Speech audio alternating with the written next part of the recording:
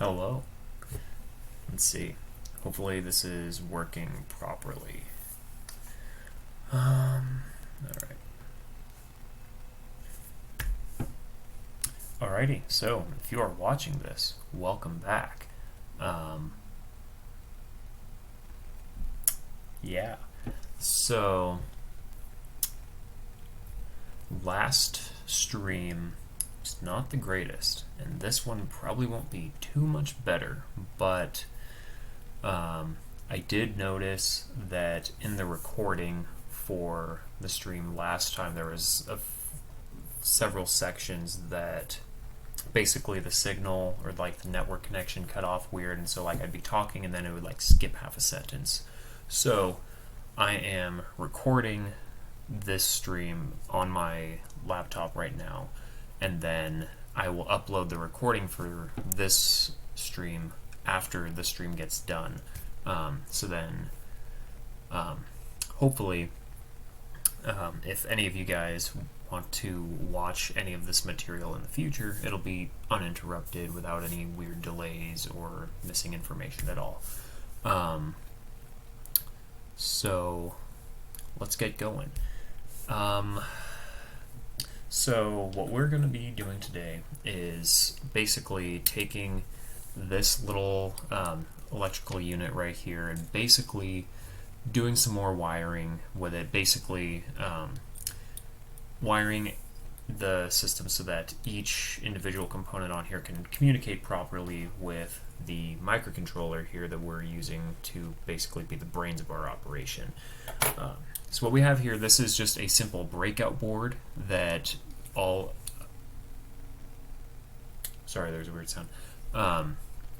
So this is basically just a breakout board that all of these subsystems here, all these little other parts can all be mounted to, but right now in this current configuration they don't do anything. But once we get basically a whole jumble of wires right here, all routed between here and here, ideally everything will start communicating properly, and at least tonight what I'm going to be doing is basically taking this and making sure that each individual system works before going and putting everything all together code-wise. All of the wiring will be done, but the overall software I will be saving for a later time and show you guys that as well. There are some resources online that I've uploaded onto the website, but I won't be using those specifically tonight. What I have on the website, those are basically an empty version, like a template file that you guys can use if you guys want, that basically shows how I have an example system set up, where basically I use a state machine structure to basically control when everything is being communicated with, how basically, so I can show what state the system is in depending on what period of the flight it is, whether it's sitting on the pad not doing anything, or if it's in the middle of ascent, if it's in the middle of like recovery and descent stage, if it's sitting on the ground waiting to be retrieved.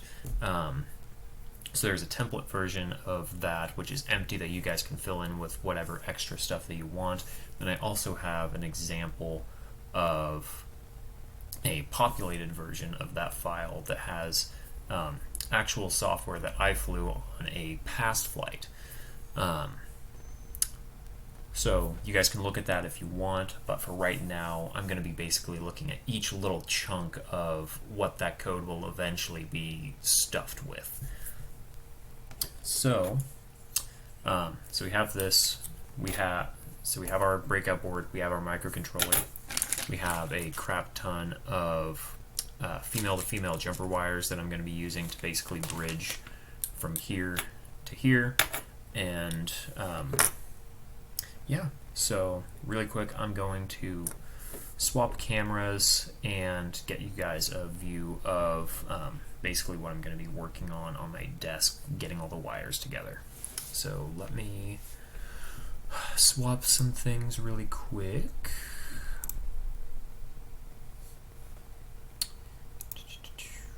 All right.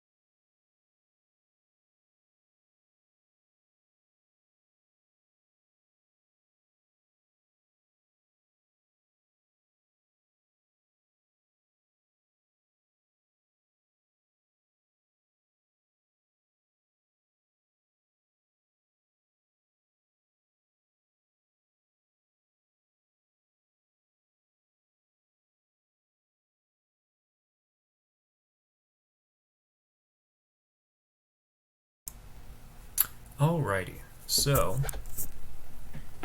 hopefully you guys see a good, let's see, let me see something really quick.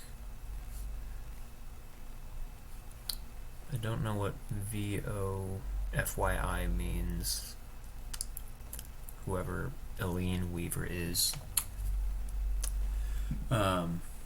So here is a top-down view. I'm just at my desk today. I'm not on my workspace where I have like a soldering, 3D printing, whatever, since I need to be connected to my computer for this for right now. And it's small enough, it's no big deal.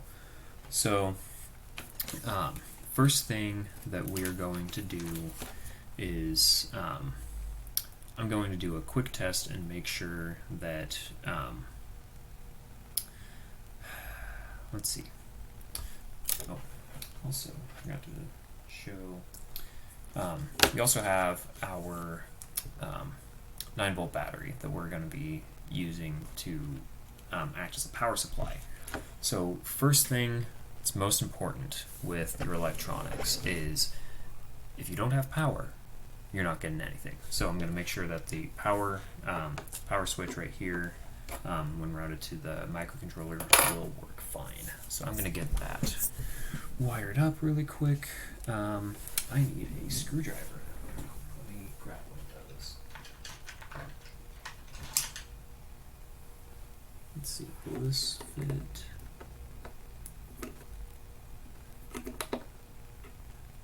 Yeah, that'll work. Actually, let me try that really quick instead. Yeah, that works better.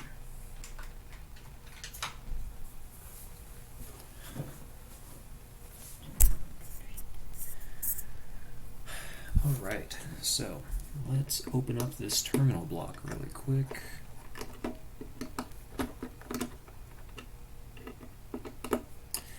So now we have, so right now I'm currently recharging this battery just for right now, but so right now I want that to be flipped off. Alright, so it's currently flipped off, and that is going to be ground. Alright. So let's get that wire plug it in there. So we just connected our ground line. Now put in our power line right here.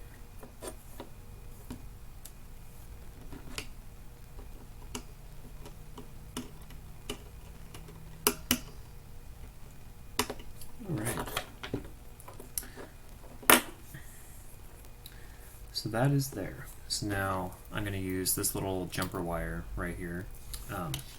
Actually, let me re-show what I just did. So I have the 9-volt battery with a 9-volt clip, which just has 2 wires going to this terminal block right here, which is then also routed to this little toggle switch that's right there in the middle. And when ideally, when I take this switch, or not this switch, this line right here, alright, plug this into the microcontroller, into the power lines, that'll be supplying power.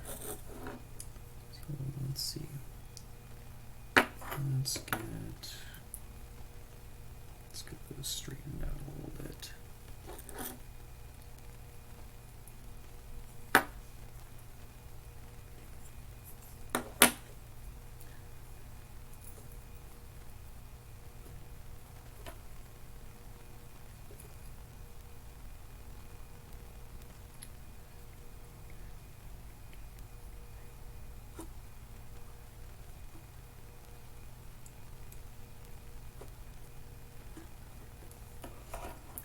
Alright, so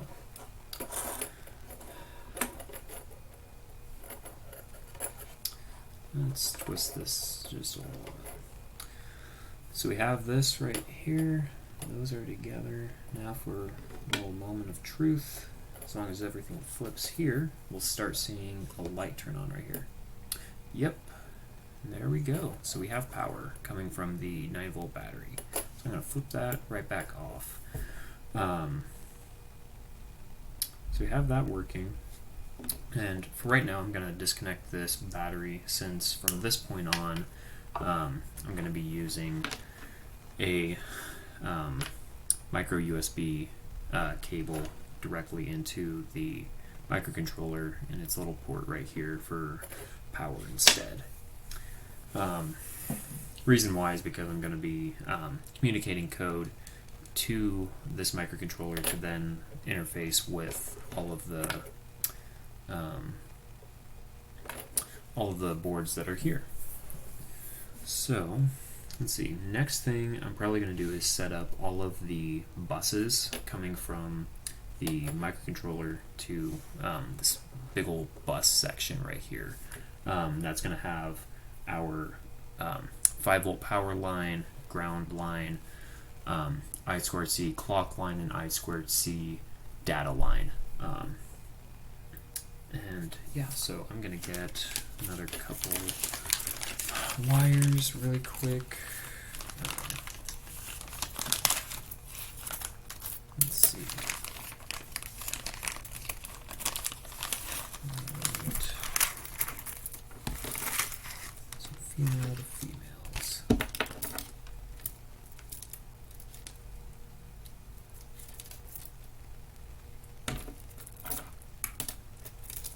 Want some long ones too.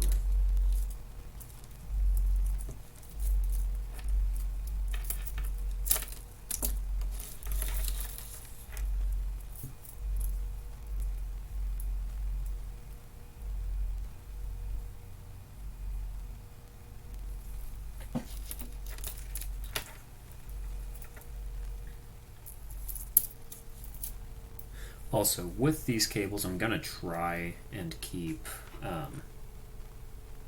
some amount of coloring, or like color coding, to note which lines are ground, which lines are power and whatnot, but I'm kind of limited with wires right now, and to try to keep things a little organized, like, and keep it from being a just complete rat's nest of wires, I will be using lines that are mostly all like kind of still stuck together like this, just for right now. Let's see. So I'm going to have so these two, these first two lines right here are going to be my. I'm going to have these be my. Let's see if I can get them plugged in properly. There we go. So these first two lines right here, I'm going to have these be my power, my white line, and ground, black line buses, which if you can see underneath, as I showed it earlier in the last stream, basically these two lines are going to go all the way across, which can then be bridged over to wherever else is needed on this breakout board. So these two are going to go to my ground and 5-volt out lines on my microcontroller. So let's see, let's find those and plug them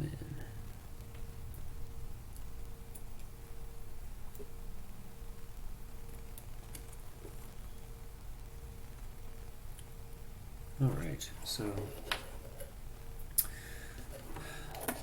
those are going to be there. And then next thing I'm going to do is I'm going to get my clock and data lines for I2C communication between my boards set up. So let me get 2 more lines.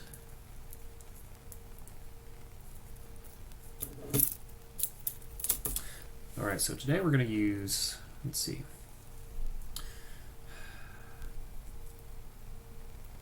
let's use yellow as our clock line and orange as our data line.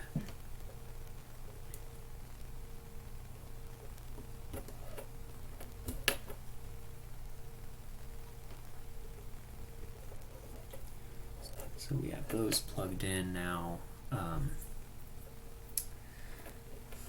Let's see. Actually, let me flip some things around.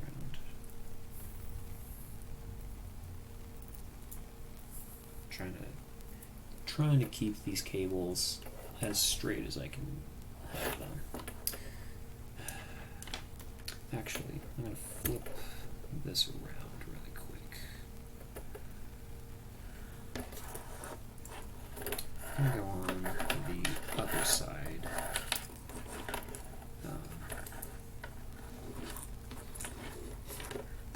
Just try to keep things organized, because on this side of the board, so this is where all of the buses are going to be. I'm going to try and have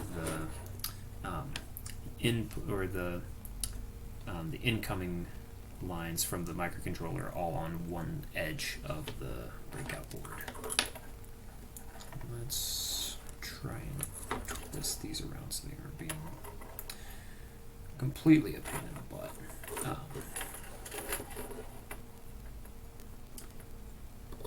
These lines, they can be however you want.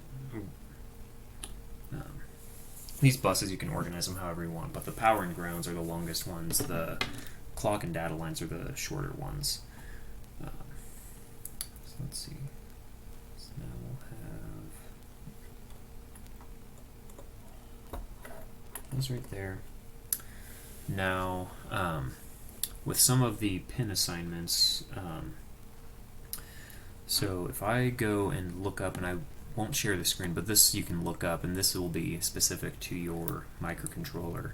But so for my specific microcontroller, if I'm looking at the data sheet right now, it is telling me that my my digital pin for, let's see, let me look at this.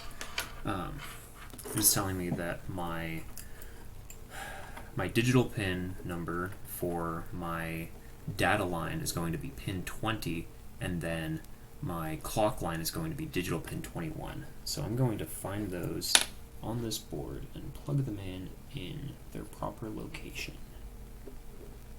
So, like I mentioned, so I'm going to have, in this case, my clock line be yellow, which that'll go to pin 21. So that'll go right there. And then my data line will be pin 20, which will be just right next to it. Alright, and I don't know if it'll show up with focus, but if you saw me looking under the board, so basically all of the pins, and again it's not focusing, but all of the pin numbers are marked underneath this board and on top, but they're mostly covered up by the header pins, so I'm going to be looking under so I can reference which pins are numbered what. So we have that set up. Let's see. Next thing I'm going to add is let's wire up our micro SD card breakout. So for that we have 6 pins. So I'm going to get 6 lines set up, which I think I have cleanly broken out somewhere. Actually, I have. Let's see.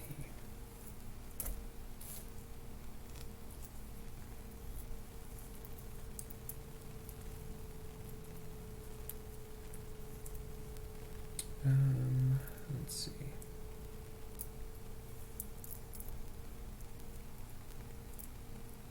All right.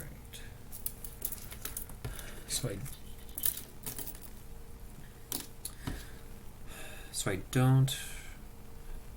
All right. So what I'm gonna do is the so the SD card is going to be communicating on a different system than the I2C that the sensors are going to be going off of. So I have 4 lines instead, which I believe is SPI if I remember the acronym correctly, but it's whatever communication is designated for the micro SD card breakout.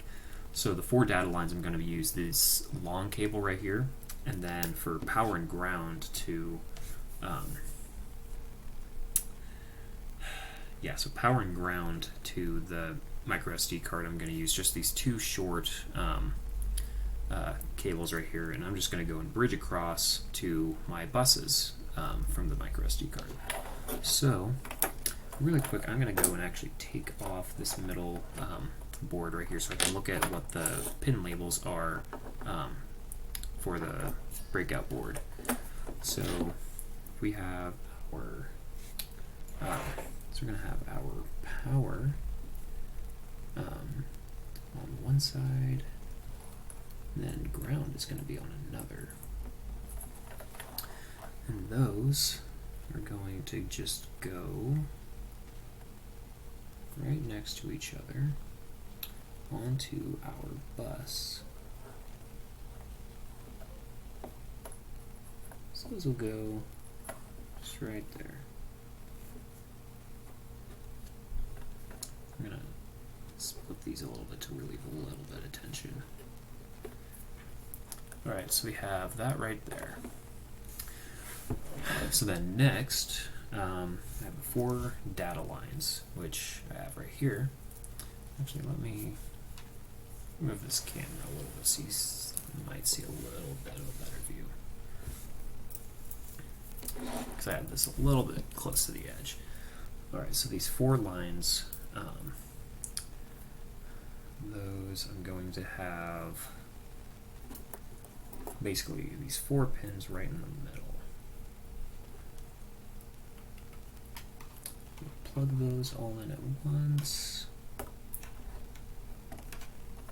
Alright, so we have those there.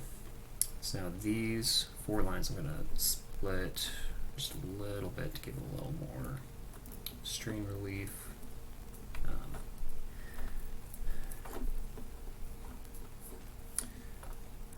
So now I need to look at the data sheet and figure out where these 4 pins go. If you use any other microcontroller, pretty much if you're using a Like if you're using just a normal Arduino or like Arduino Nano Micro, some similar like smaller version of the microcontroller I'm using here, I think normally those pins they go to digital 13 through 13, 12, 11, 10, something like that. So 10 through 13, and then I think for the megas, which this is the equivalent of basically, I think that actually goes to, I think it's like 50 through 54 or 53. Let me double check the data sheet. So 48 through 50. Let's see.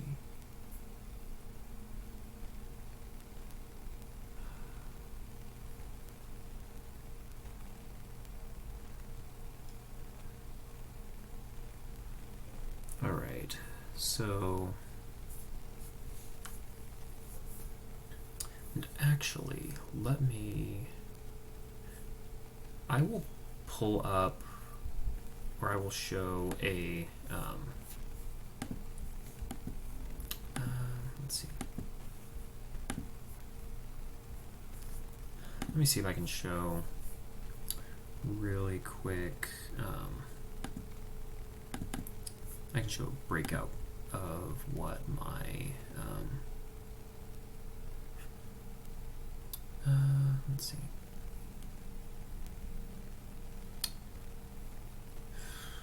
Let's see if I can.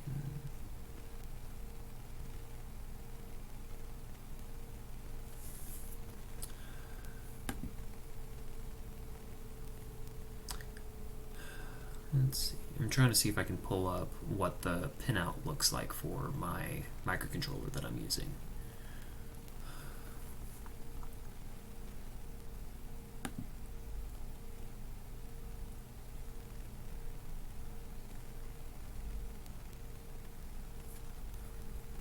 Okay.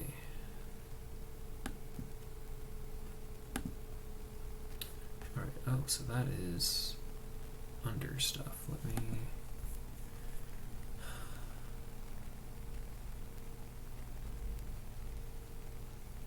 me try and move that up. Oops. All right.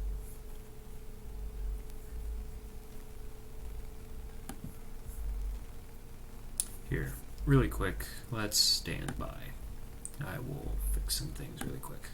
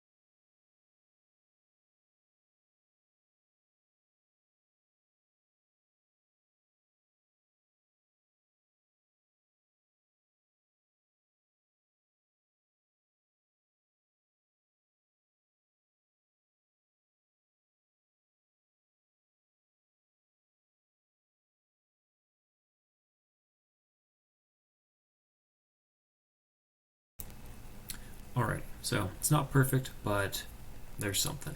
So you can kind of see what some of the different pinouts look like there. Hopefully it's good enough to where you can actually see it, but if you look up, if it doesn't show up well, if you look up like Mega 2560 Pro pinout, you'll get a whole bunch of diagrams that look basically exactly like this. So this is what I'm using as a reference. Let's see, let me move some things. Alright, and then, let's see.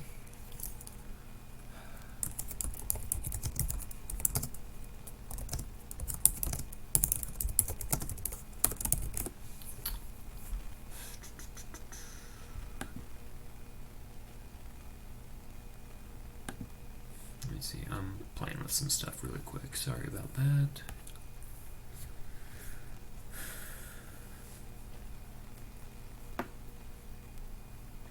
Also, another thing really quick. So, I will get some music started, but last time I played a bunch of music and pretty much the entire thing got,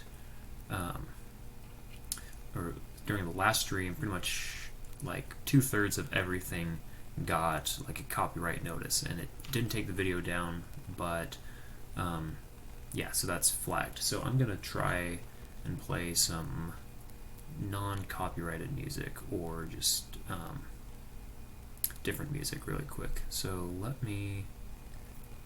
see. So let's do my Lo-Fi Beats to Kill Yourself to playlist. So let's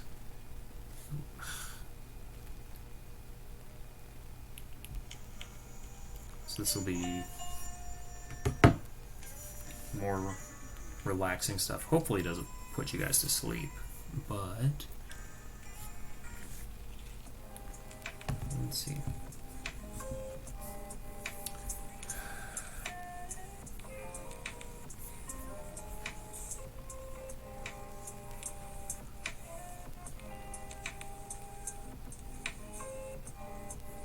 Alright.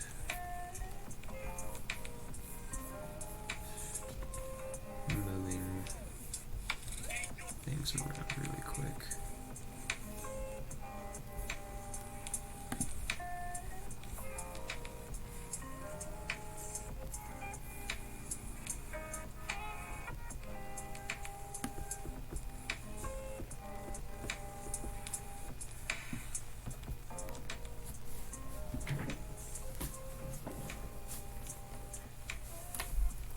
Alright, let's get some things assigned. Let's move you there. Alright, so these are going to go basically in this little set of pins right here. So we have our clock line is going to go to pin 52. Great, we already have ads. Wonderful. That's going to go to 52. 52 is that corner.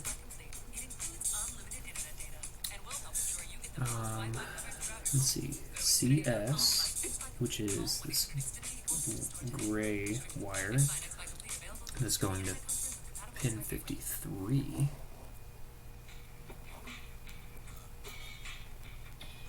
Let's get this song. We want to keep the song, or keep this stream PG-13. Y'all who know who Pink Guy or Pink Omega is, you know what's up. But we will not be playing that today. So,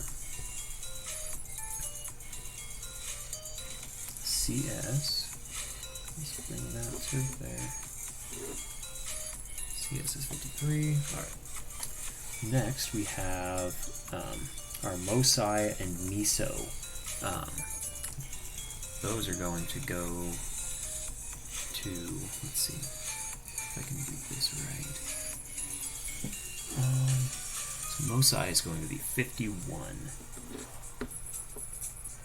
So that is, so MOSI is going to go, so that's the purple line, that is going to go,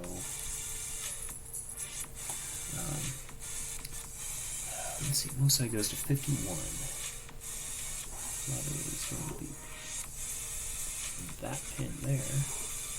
And the last one is going to be 50 is my guess. Meso to 50, yes. Alright. So now, actually this is not lo-fi. This is, that is probably going to get copyrighted or something.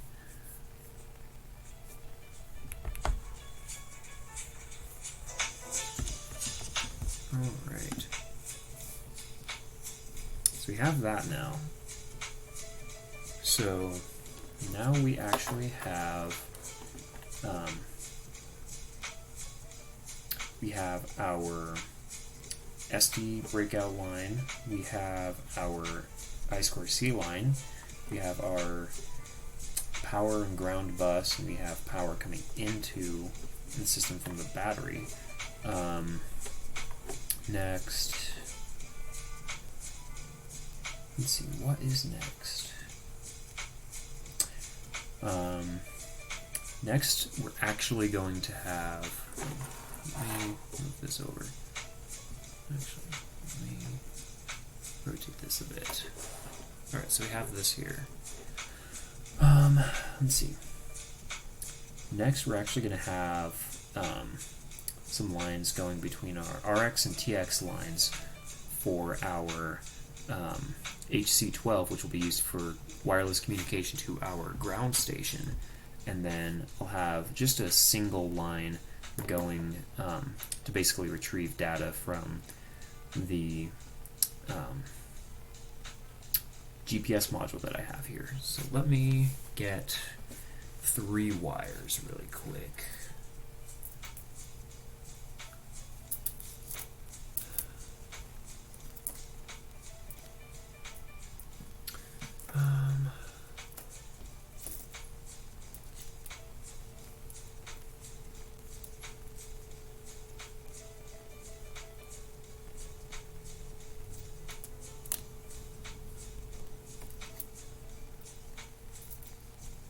Let's see.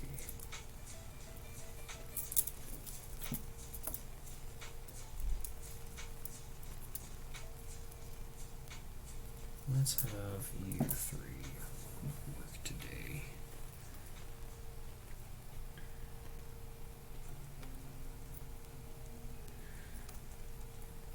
So let's relieve some strain.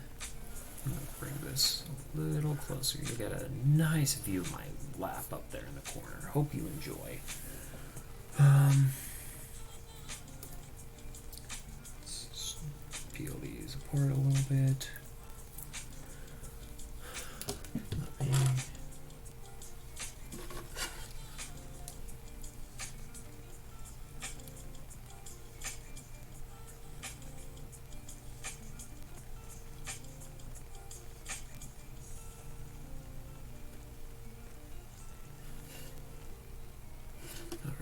So, oops, well, there went that thing. I have a little thing of fall spice candle wax things over here next to a little wax melter candle thing. It's fall spice flavored. Wonderful. Alright, so we're going to have, let's have our gray line be our TX connection to our GPS. So let's plug that in to the corresponding breakout pin for that. Then we'll have 2 more lines, this purple and blue line right here, have that go to our RX and TX lines. on our HC12. If I can get them plugged in. Let's see.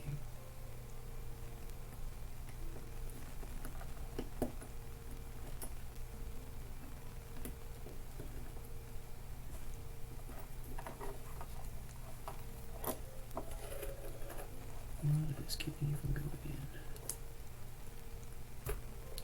Alright.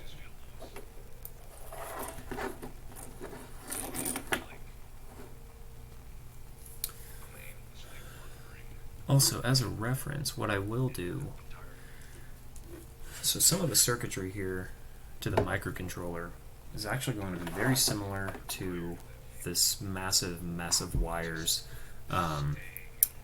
that was used on the Amber payload system on the Rocksat X launch from earlier this year. So this is actually going to be very similar components and wiring, just organized a little bit differently.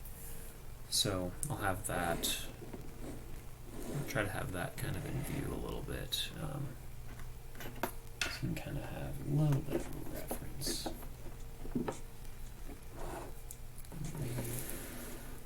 With that really quick.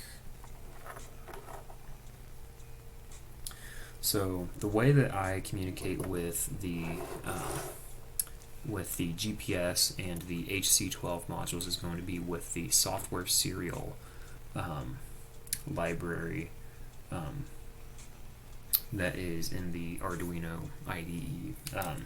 So basically what that is that you can set a pair of 2 pins, like for each serial connection, for your data coming in and your data coming out from each thing. So since we're going to be sending and receiving data through our HC12, we need both lines there so that we can receive and transmit data. But with the GPS module that we're using, we're just going to be receiving data from that. We're not going to be sending anything out through our GPS, so we only need one line, really. In the code, it will need an assignment for that second line for the GPS module, but we can just leave that unplugged and it won't change anything. It'll all be fine. Let's see. So let me see in the data sheet. You can also look up which lines or which pins on your microcontroller are capable of doing software serial. Most of them are, but some have some default ones, which are pretty nice. Let's see.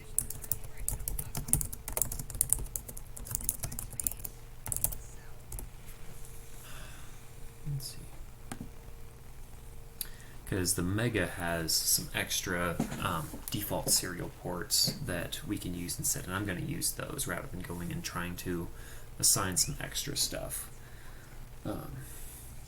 So I'm going to be using serial 1 for my GPS, and then serial 2 for my HC12. Let me look up.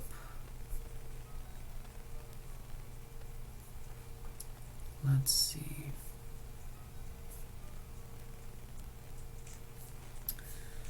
So I'm currently looking up which pins go to which serial port. And this you can just look up online.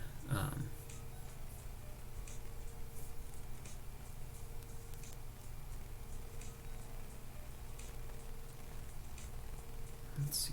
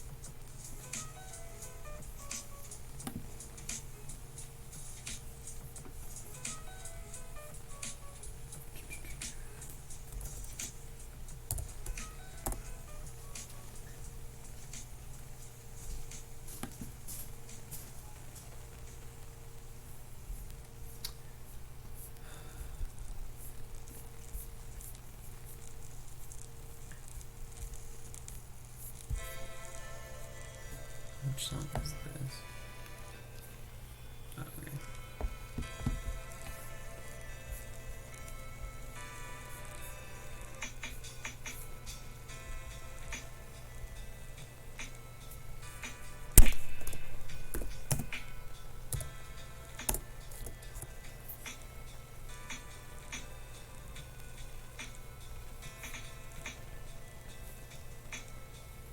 Alright, finally found it. So, for the Arduino Mega, or the same equivalent to what I have here, so serial 1 is going to be pins 18 and 19, and then serial 2 is going to be pins 16 and 17.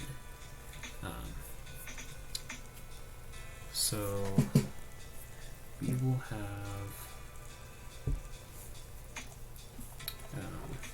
so this gray line is going to be transmitting from the, and I might get these backwards, but we'll find out later.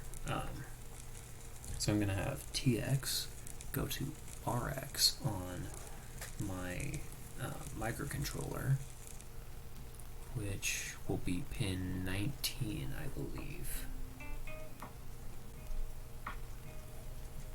Which will be that right there. So basically, the GPS will be sending data out, and then that'll be received by the microcontroller. And then the next two, I have, let's see, so TX for serial 2 on my HC12. That will be, so these two purple lines right here. So let's see. So blue is TX. That'll go to RX on my microcontroller. So that'll be pin 17.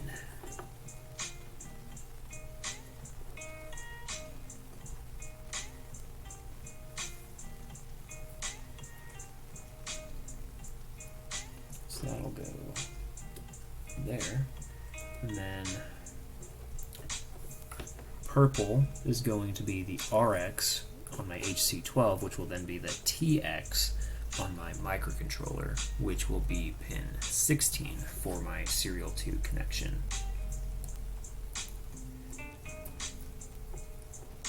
Which will then just be right next to those. Right there. Now, with me mentioning serial 1, serial 2, if you don't know what that means, I will explain that when I get to the coding side of things. That's just the labels for, or just the names for some different serial ports that are built into the microcontroller.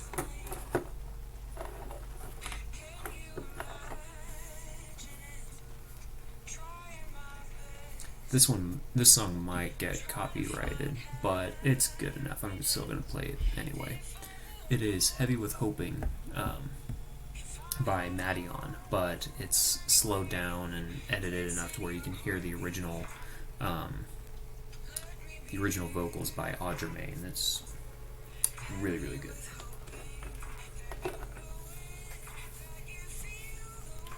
Alright, so we have our buses set up, we have our serial lines set up, we have our SD card set up. Let's see, what's next? And I'm going to wait to do the buzzer for right now because I don't want to get blared with super loud sounds. So I think the next thing to start doing is to start making some of the connections on this breakout board and actually start distributing our power and data across the different components here. So we have,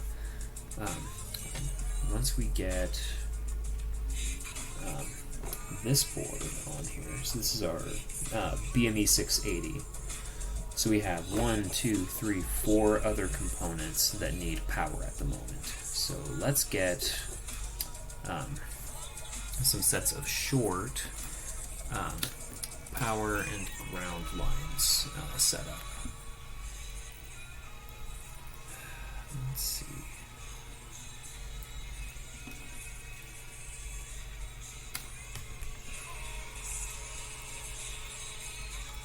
So break those off.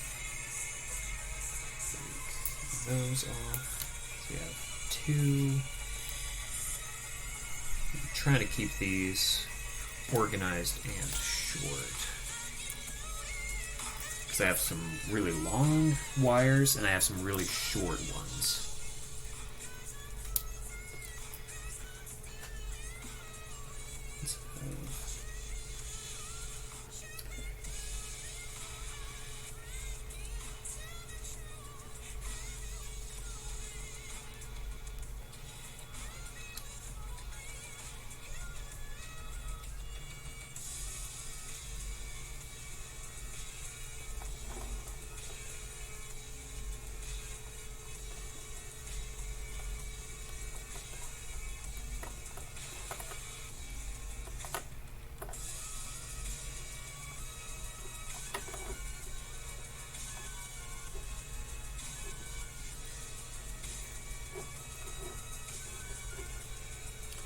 So what I'm just doing is going from, so I'm going to basically take pairs of wires, power and ground, so like this.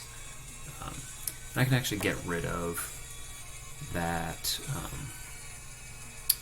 window of the microcontroller.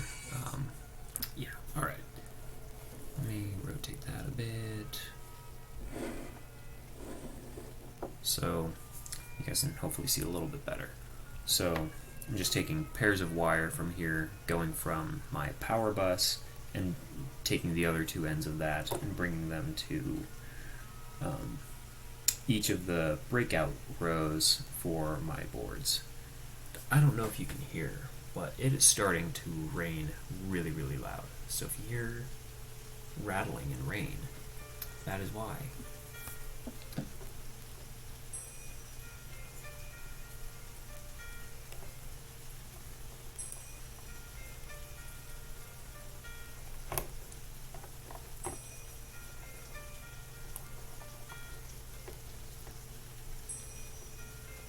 So that is there. So I've set up power to my IMU. Next I'm going to set up power for my BME 680.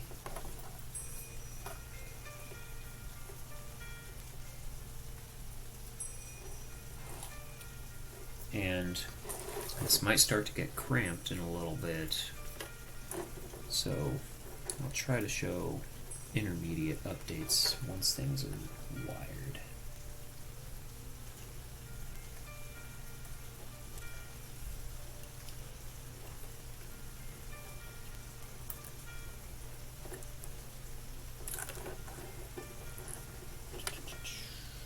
Let's see, so that'll go to there. Alright, so you can see these two wires right here. I basically went from the, so if you see these two lines right here, these two really long ones right here, those are my power and ground once again. And so I've taken two of those and taken those, and if you can see, so this wire right here goes to the power and basically takes from those two rails and breaks them also and puts them into the power and ground lines for my BME 680, and then this wire right here goes to the two power and ground pins for my IMU, which, let's see if I can show that properly. I don't know if it's going to focus, but anyways. And these will be specific to whatever sensors you guys want to use, so you can break out, you can organize your sensors however you want. Just make sure that you're organized with how your rails and pins are organized. So, alright. So we have that. Now I'm going to take 2 lines and break these off for, let's see. I'm going to take those and break them off. Next, for my HC12 and my GPS.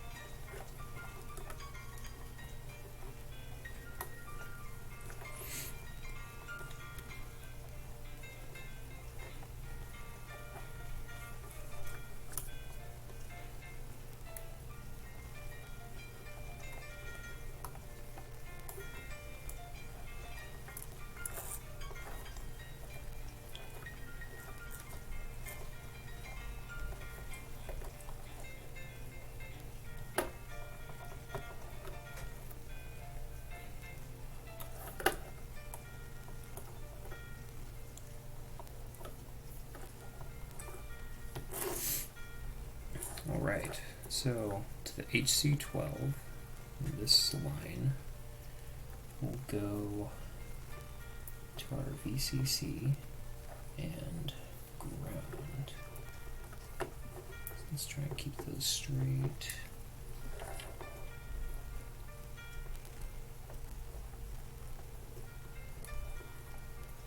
Alright, so those are in there.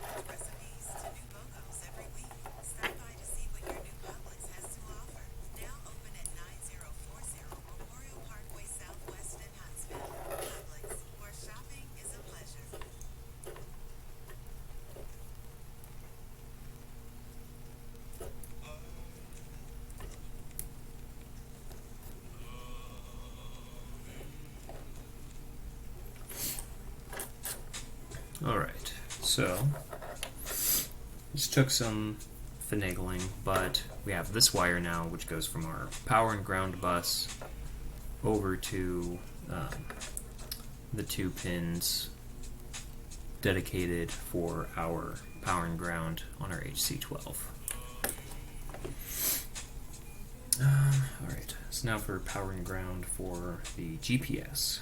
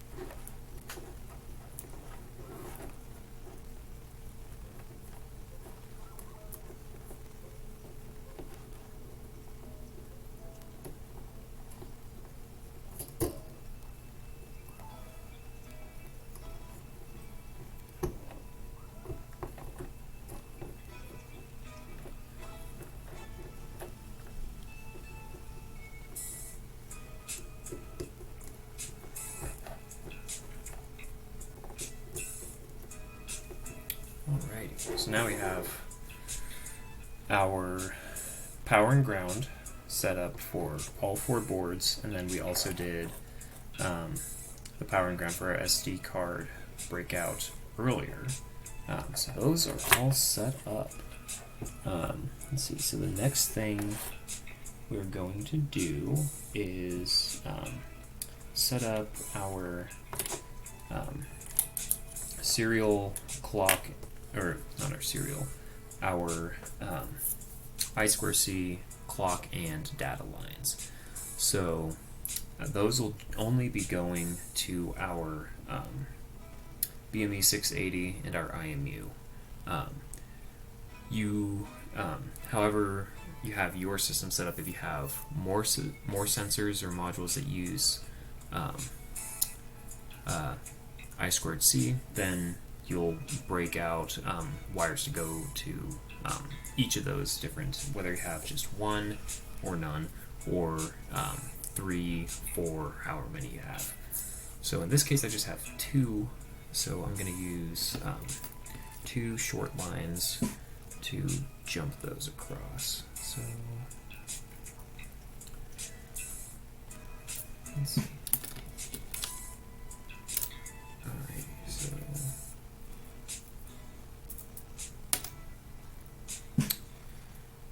let's see, so blue and purple. Let's have you be, let's see.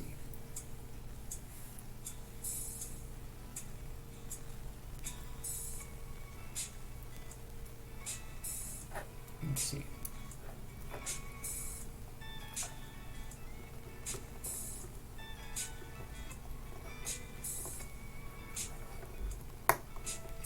Alright, so we got 2 of you,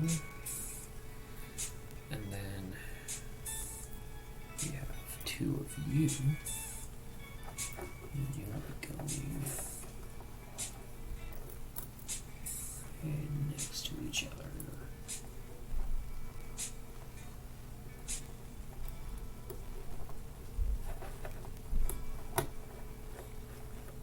Okay.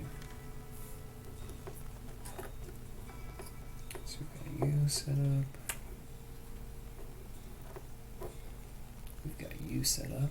So I mentioned earlier that our yellow line, if I remember correctly, our yellow line was going to be our clock line, and then our orange line was going to be the data line.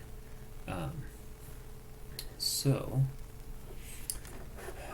for let's see, let me check something.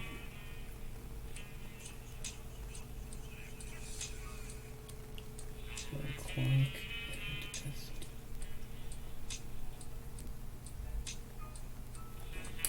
Alright, so I'm going to wire up let's see, I'm going to do the BME 680 first. So make sure I pull up the right pinout for those.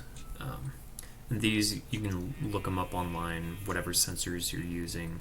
And just make sure you have the right pins going wherever.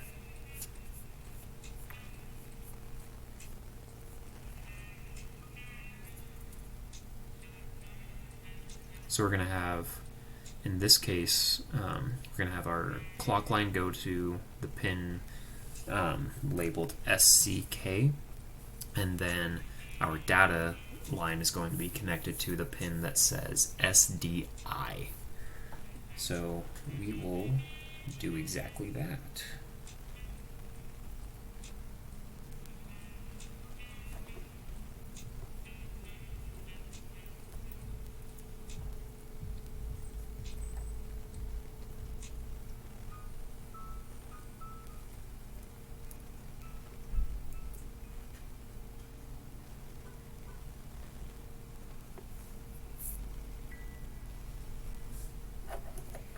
So let's see.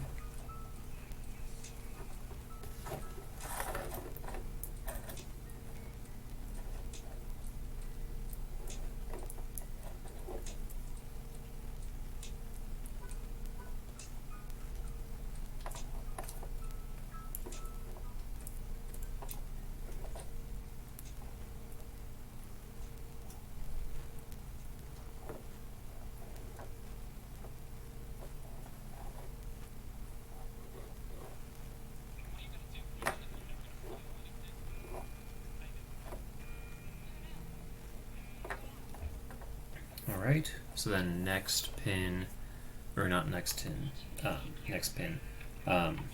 next board is going to be the IMU.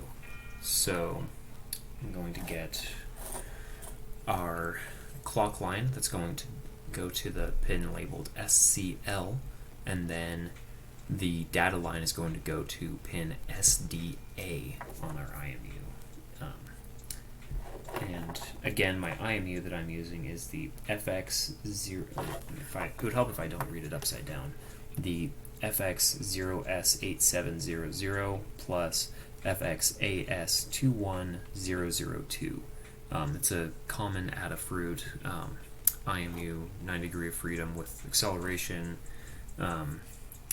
angular velocity, and magnetic flux density, or basically your compass in each of the three axes, X, Y, and Z.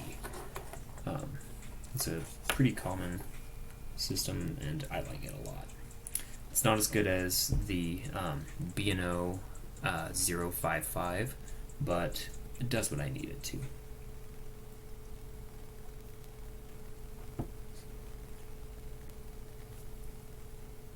Let's see.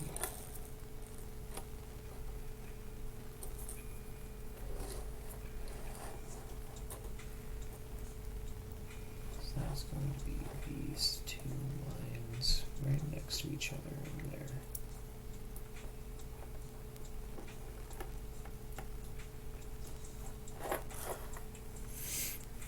Alrighty, so clock line, data line, alright, set up. Alright, awesome. So we have, let's see, is there anything else we need to wire? I think that is actually it.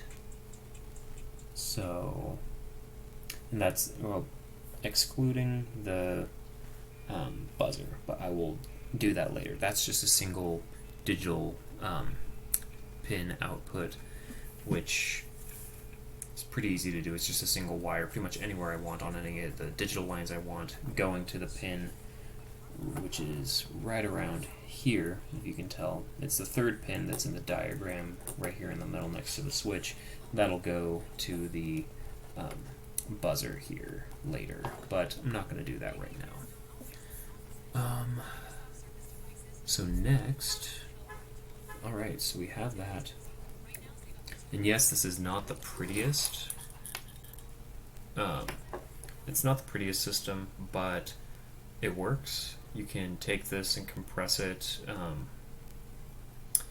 I have some ideas on simplifying this breakout board to where you won't need to have all of these jumper wires here, but in order to do that, you would need a printed circuit board, like a custom one, not just with soldered crap on the back end, because you need a little bit more precision for what I have in mind, but that costs money, and I don't know if I'm that motivated to do it. If a bunch of people want me to make it, I will make it, but right now, as far as I know, this is the only version of this computer in existence other than this one right here, but this is the new and improved version compared to this. As you can see, a little less wires,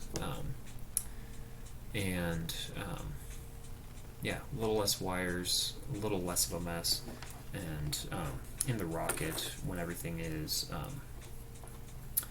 actually put together, basically the boards are going to be organized, kind of sandwiched together, kind of like this. The wires will be kind of squished together a little bit, like with rubber bands. It'll be much more compact. It won't look quite as big as this, because this you can stuff into a body tube pretty easily. It won't be too hard, along with a 9-volt battery and whatnot.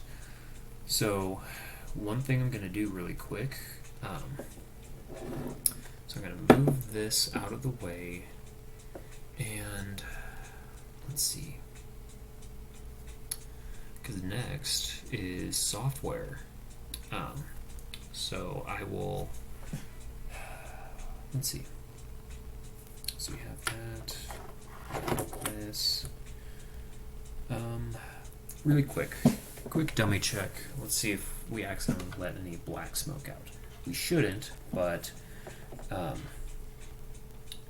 so if I plug this micro USB cable into my microcontroller right here in my hand, ideally, everything will light up a little bit. Hey! So we have a LED on our BME 680, which turns on. I don't remember if there is one on the IMU.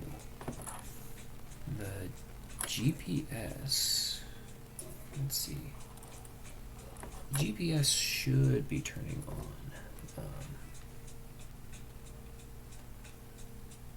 Ooh, actually, that is backwards, I think. Or wait.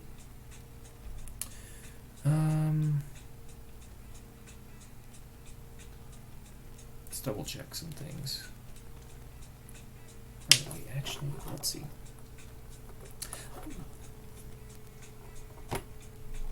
Oh, actually.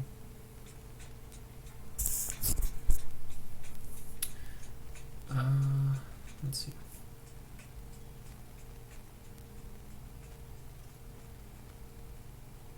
Oop, the camera went out for a second.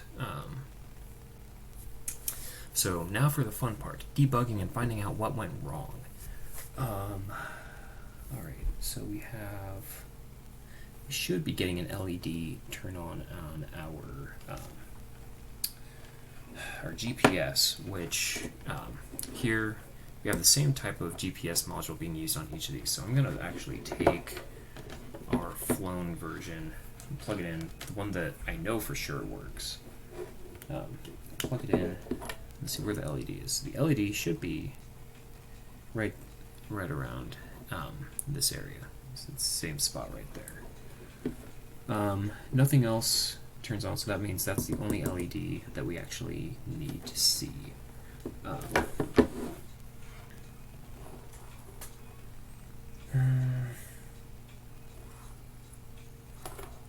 Let's see.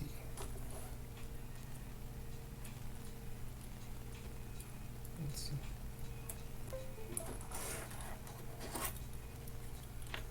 we have that turned on, which is interesting.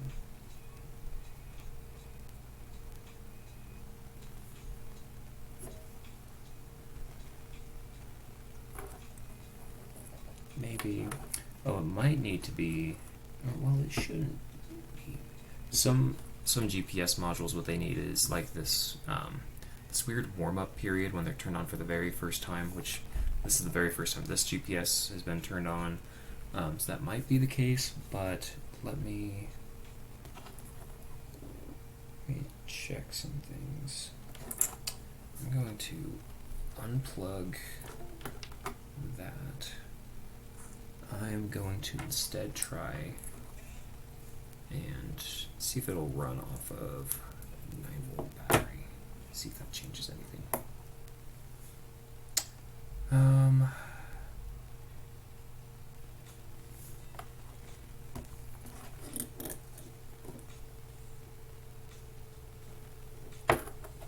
Let's see. So it doesn't change with the battery.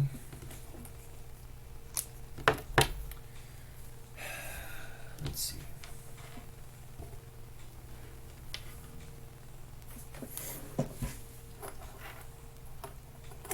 Those properly plugged in. Usually should be.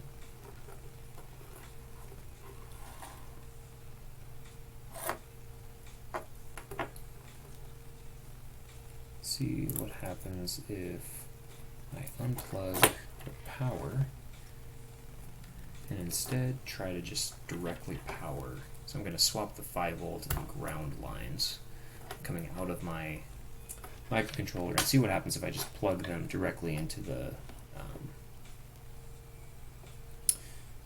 directly into my GPS. See if there's maybe some undercurrent issue, which there shouldn't be.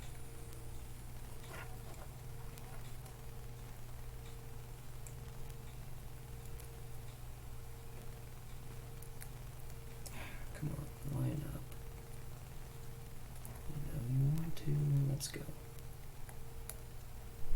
There we go. All right, so we have.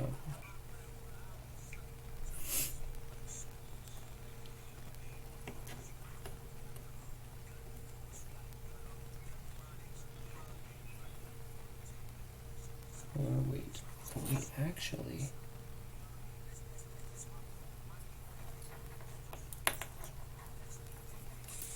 Let me unplug that and check.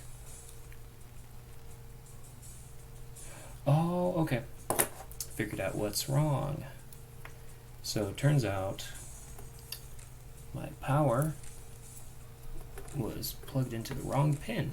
Luckily, it was... Alright, so luckily it wasn't going to anything, but... Alright, let's plug you two back in.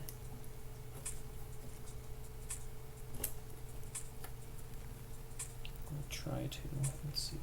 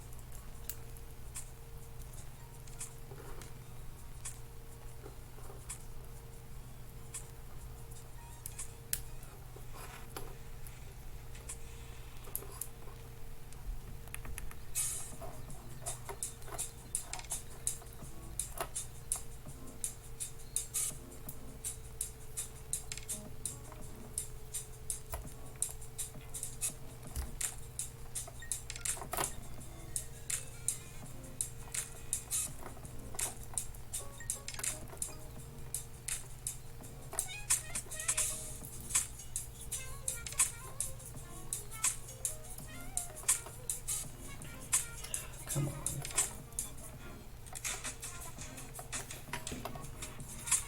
These pins are just having a wonderful time trying to fit in here.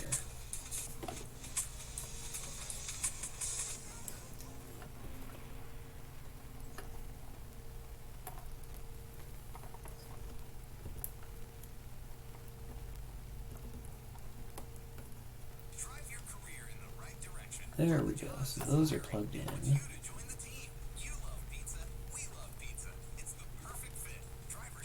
So now,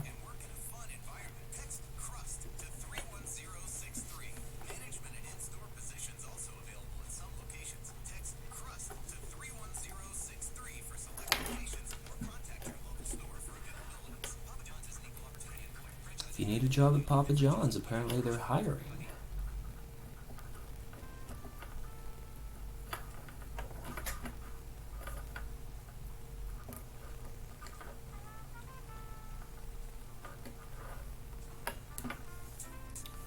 Alright, so if we have ground, RX, TX, VCC, alright. VCC goes to there, which then, yeah, alright. So I think might have fixed the issue. So let's plug this in, and then plug our original bus power lines back in.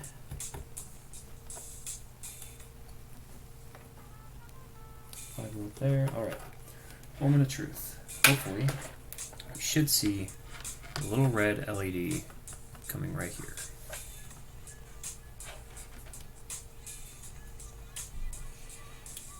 It would help if I plug it in the right way. Oh, there's the magic. Oh. Alright. So, alright. So that is on. That is, let's see,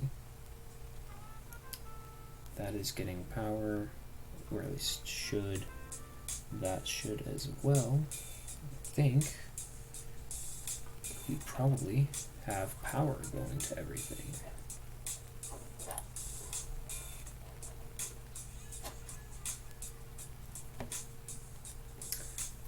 Alrighty. So we have that. We have lights. Ho ho ho! We are partway there. So I'm going to unplug this and see if it still works with battery, which it should. There's no reason it shouldn't, but maybe I'm wrong. So plug that in, flip the switch. We have lights. Oh.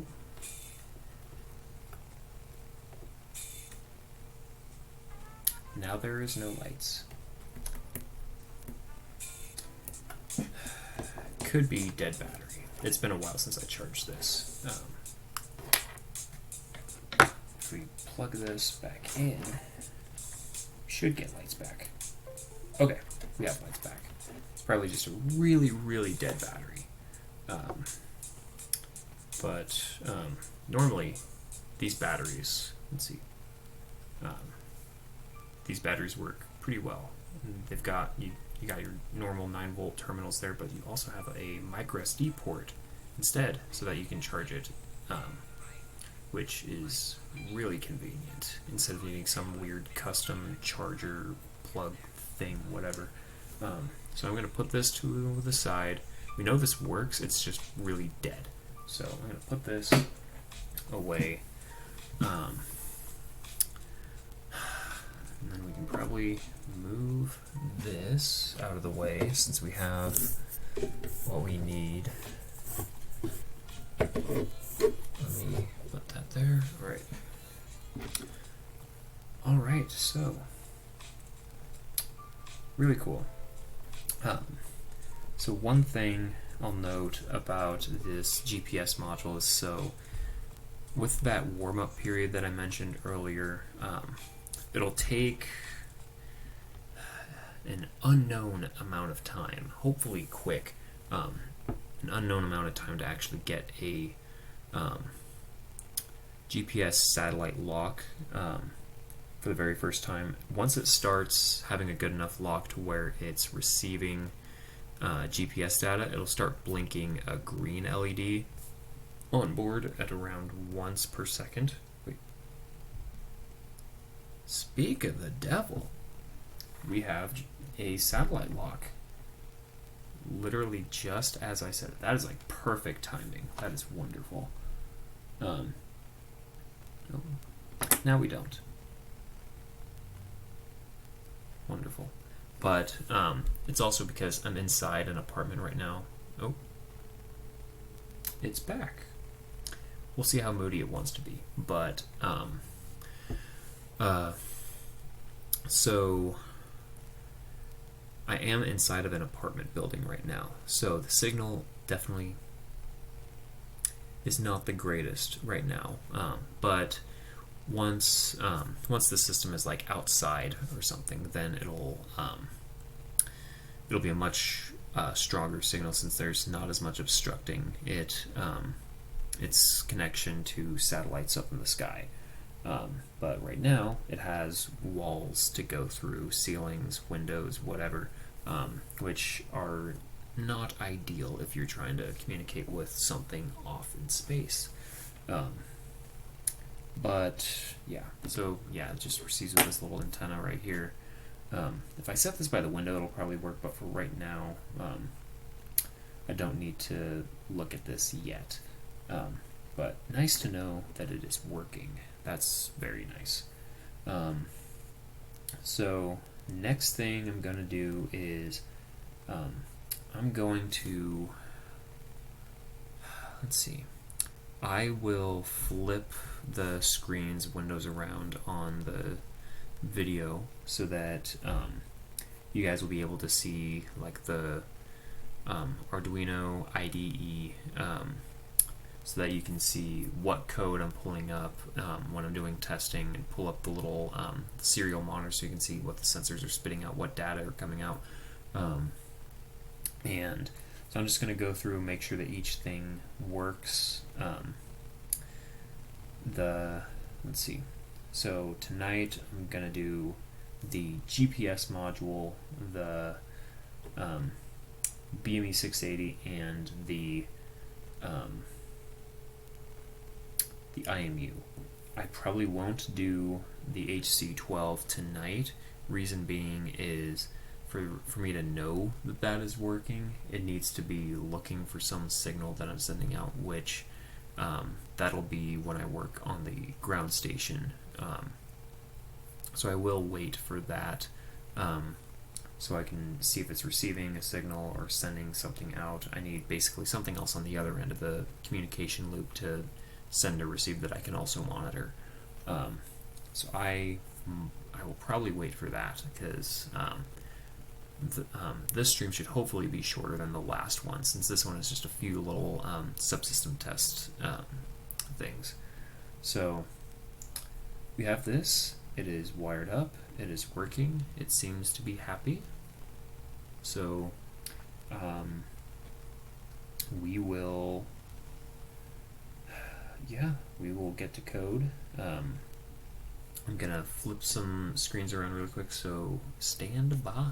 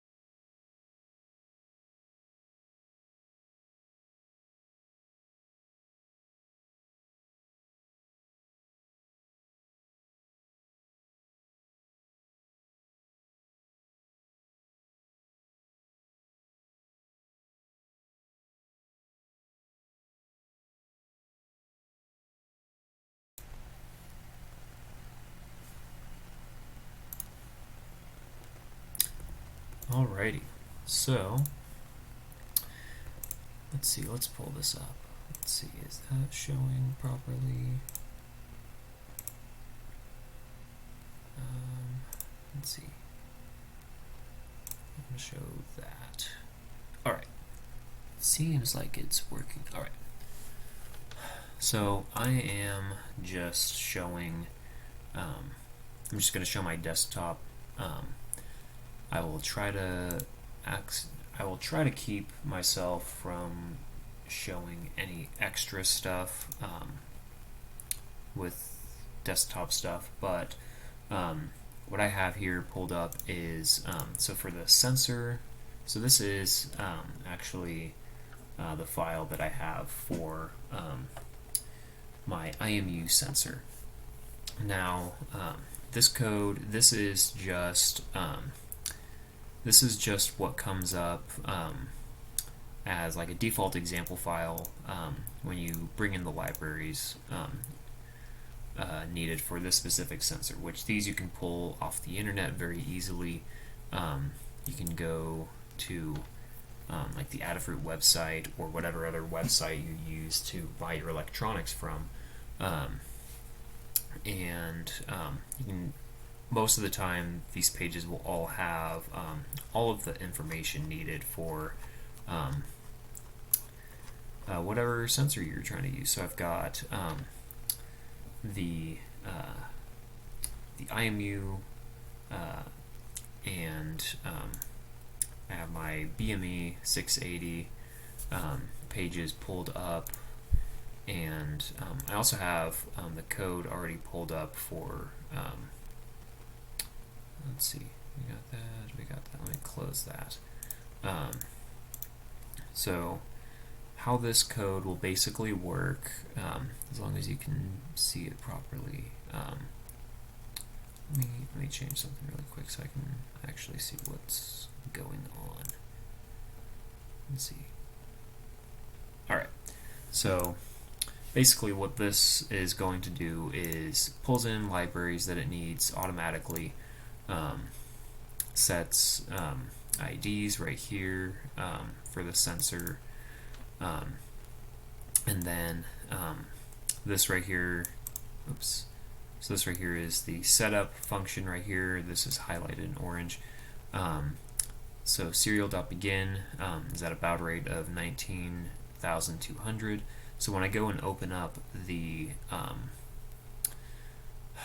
serial monitor, I'll want to make sure that I have my baud rate set to that same value right there, that 19,200. Here it waits for the serial monitor, it looks like, and then basically here basically checks if the system can detect each of the two sensors that are on board the IMU. So that's your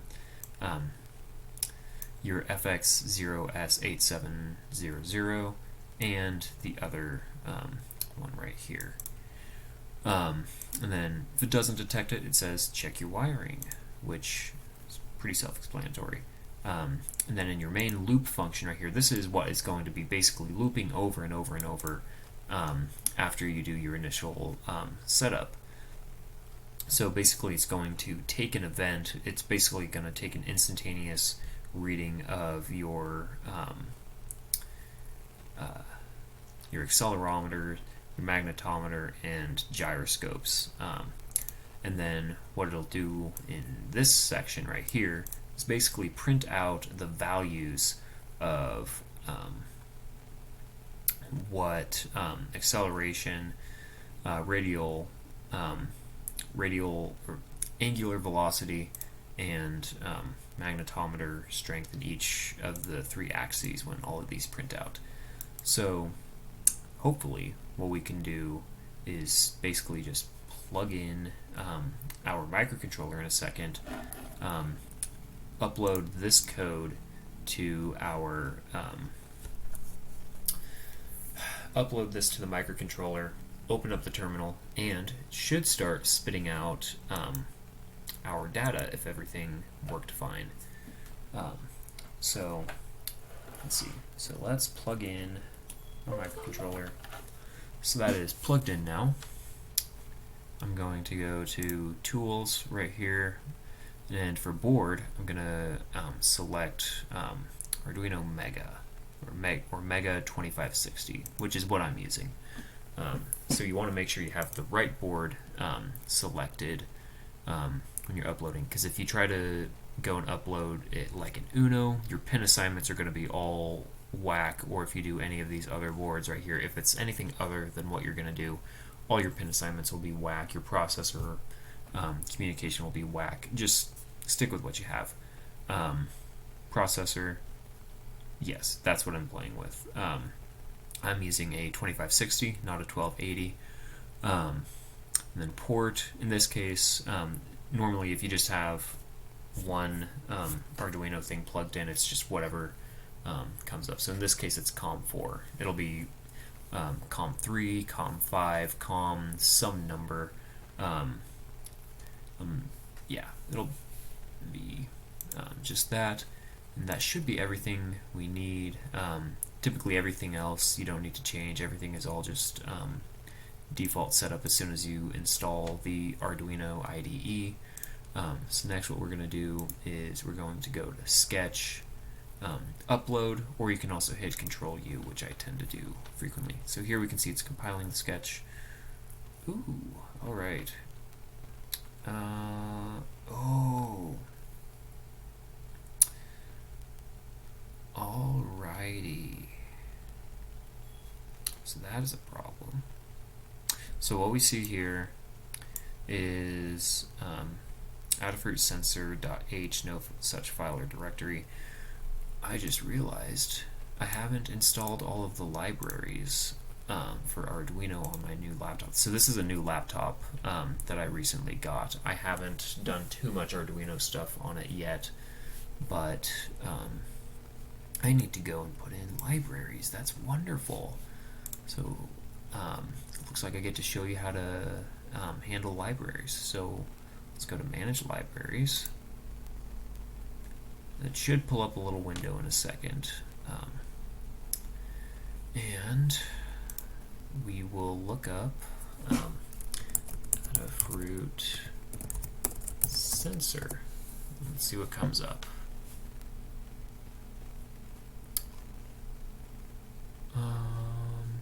Let's see. Sensor. Which there's multiple things coming up.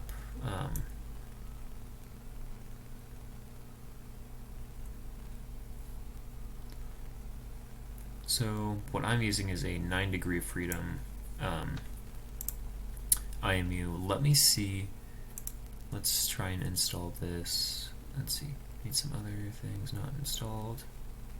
Would you like to install? Yes. Let's install all of these. It should just automatically update everything. It'll route everything, and hopefully that is everything we need. So let's try and upload this again.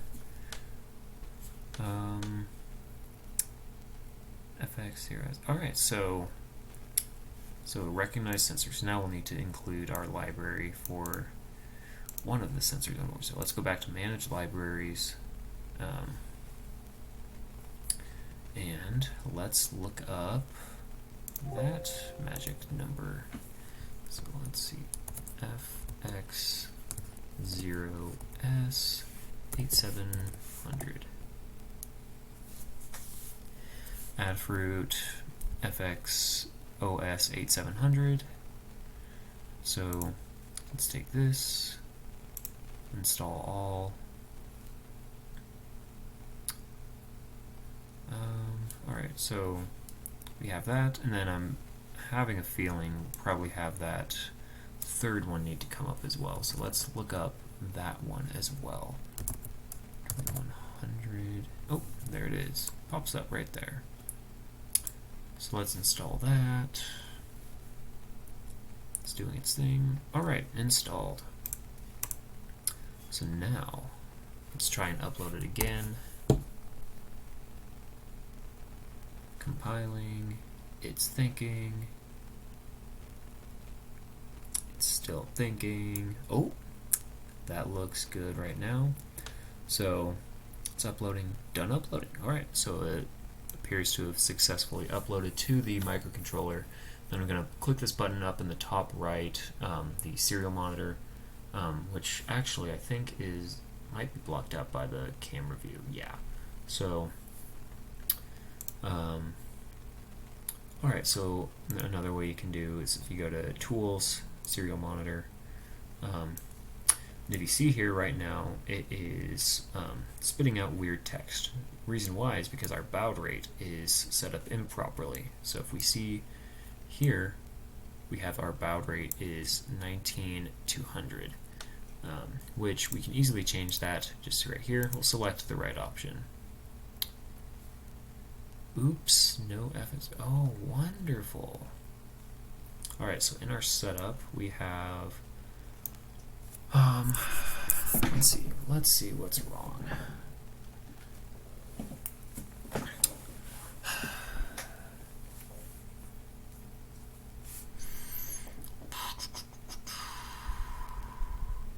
Check your wiring. Let's see.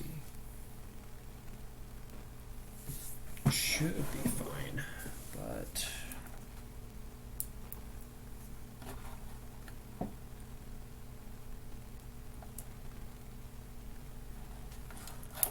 let's double check. I'm going to unplug this so I don't have anything live. And let's unplug this. Let's make sure we have our wires set up properly. So we have our power.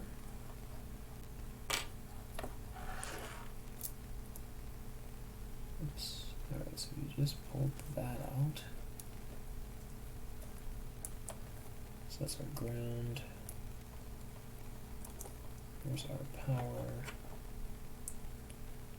Serial clock line, data line. Data line is green. Let's double check. Alright. So we want to make sure this is generally what we have. So we have our clock line. In this case it's yellow, that's going to our clock line, which should be there. Yeah. And then our SDA. Yeah, so if we plug that in, that should be fine.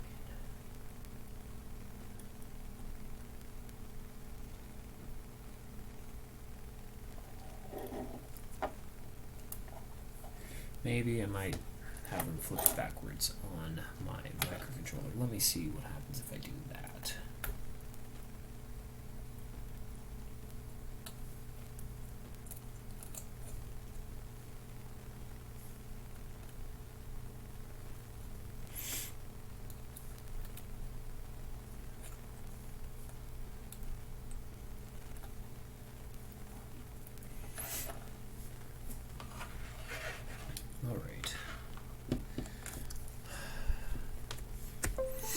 Let's minimize that, restart it. Oops, no that,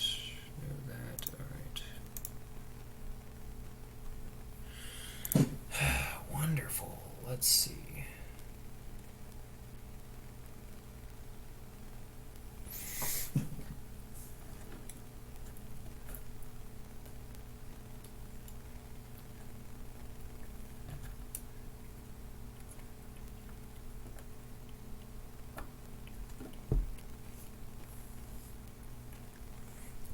Let's unplug this, plug it back in, restart it. See if I really just flipped anything backwards.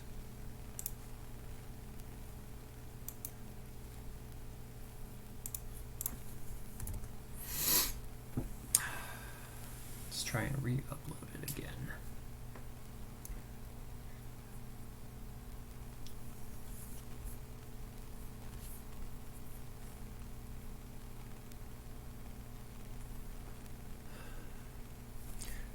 Really quick, I'm going to see, so might be a power issue. So really quick, I know the BME 680 is getting power. Let's play with that really quick. Let's see what happens here. Next, oh, I'm gonna need another library. So I'm gonna pull up BME 680 here in a second. So if we have power for the BME 680, then we can definitely check for sure if data is going across to it properly or not. So let's see if we can get communication set up here first. Adafruit BME 680, install all.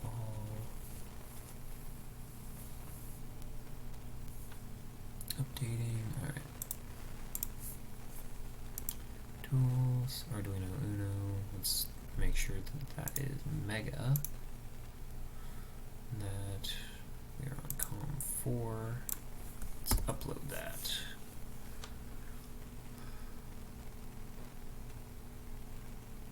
It is thinking. Uploading, alright. So now this one will be kind of similar, except instead of reading motion data, it's going to be environmental data, so like temperature, pressure, humidity, gas resistance, and altitude, which is calculated from barometric pressure. So if we run this BME test, which it does seem to be reading. Very cool. So we have, I'm going to turn off auto scroll really quick. So what we can do, so one thing I can do to test how well it's working is, like a really quick way is to blow on it with my mouth. So what I'll do is I'll take this board, basically kind of hover my mouth over it, and see if the temperature, humidity go up at all. So I'll turn that back on. So I'm going to put this kind of near my mouth and just kind of blow on it gently.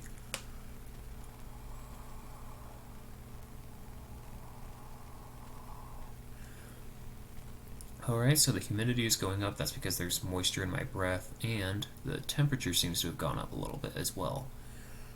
Let's keep doing a little bit more and see if it keeps going.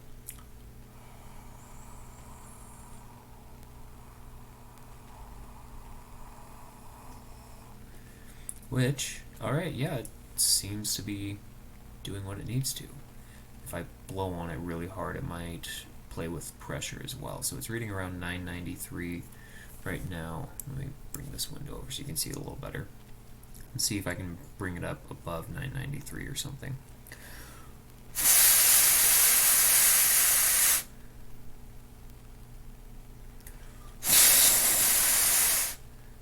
Which, blowing on it is changing it a bit. It's probably because there's a bunch of wires in the way, but yeah, alright, so that does seem to be working. So the data lines are working properly. It's just something with the IMU that doesn't want to work. So that is working. Alright, so let's swap over back to the IMU. Let's try and upload this.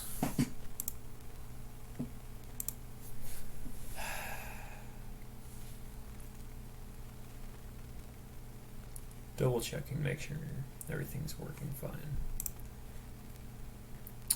Done uploading.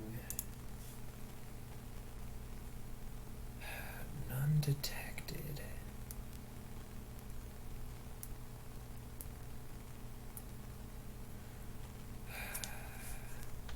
Check your wiring.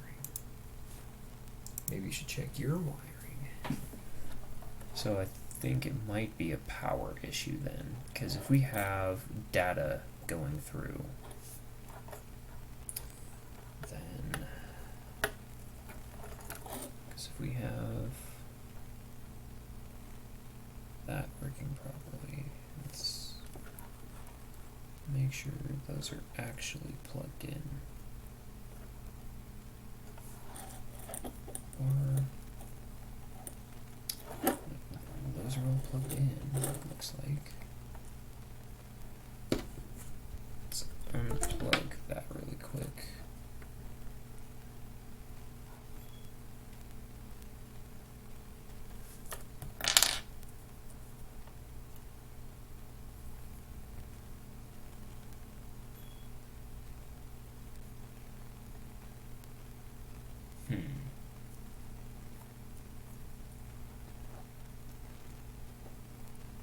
I don't see why it shouldn't be working.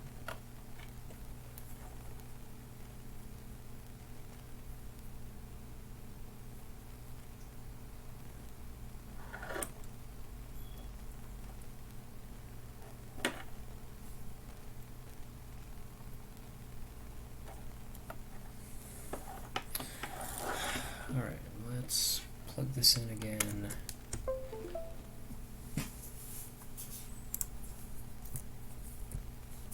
I'm going to change this to 9600 actually really quick so we have the same thing everywhere.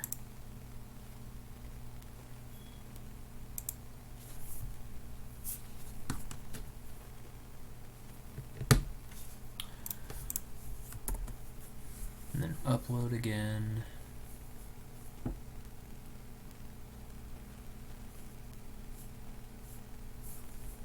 Done uploading. Alright. Not detected. Check wiring. Why don't you check your wiring?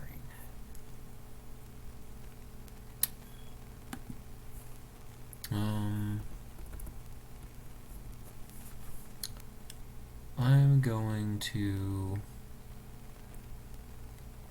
let's see, what could be the issue? If Excel mag begin, if gyro begin,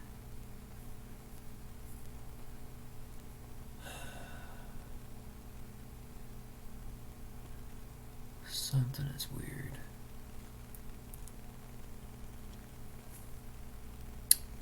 I'm gonna do some stuff off camera really quick and double check something. So I will be back in just a second.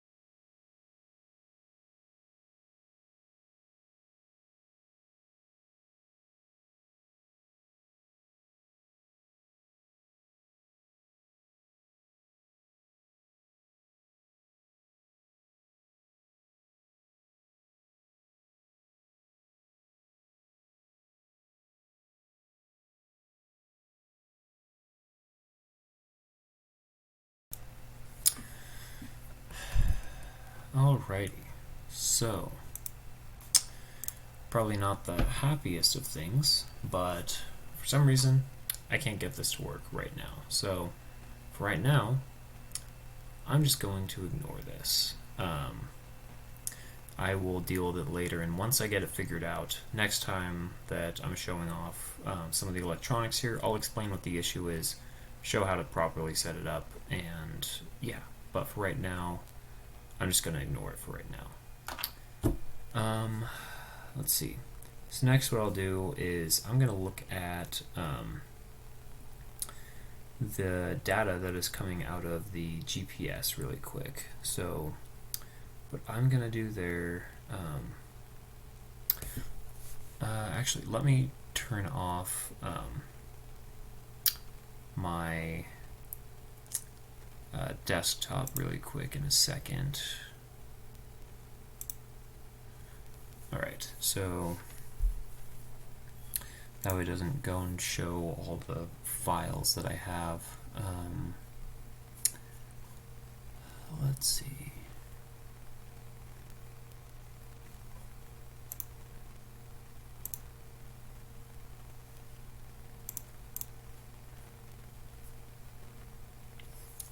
Because I forgot to open up the example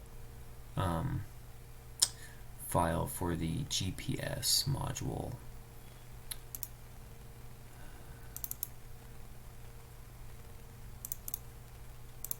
Let's see.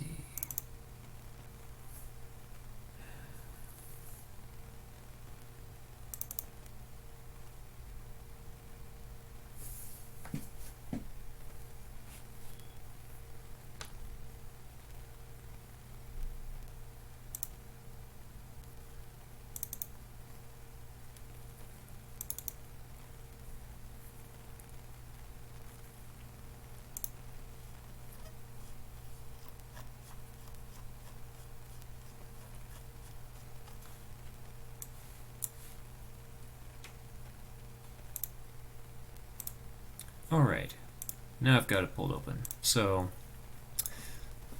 this is code for, this is basically an expanded version of a GPS test script. So typically what you'll have is a much more condensed version that basically has some library that you just have a few commands that basically parses your data for you.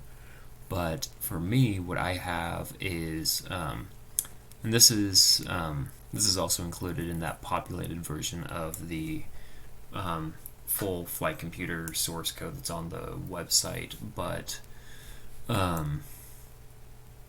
so what this does is basically it takes in the raw text data that is coming in from the GPS, and what it does, let's see.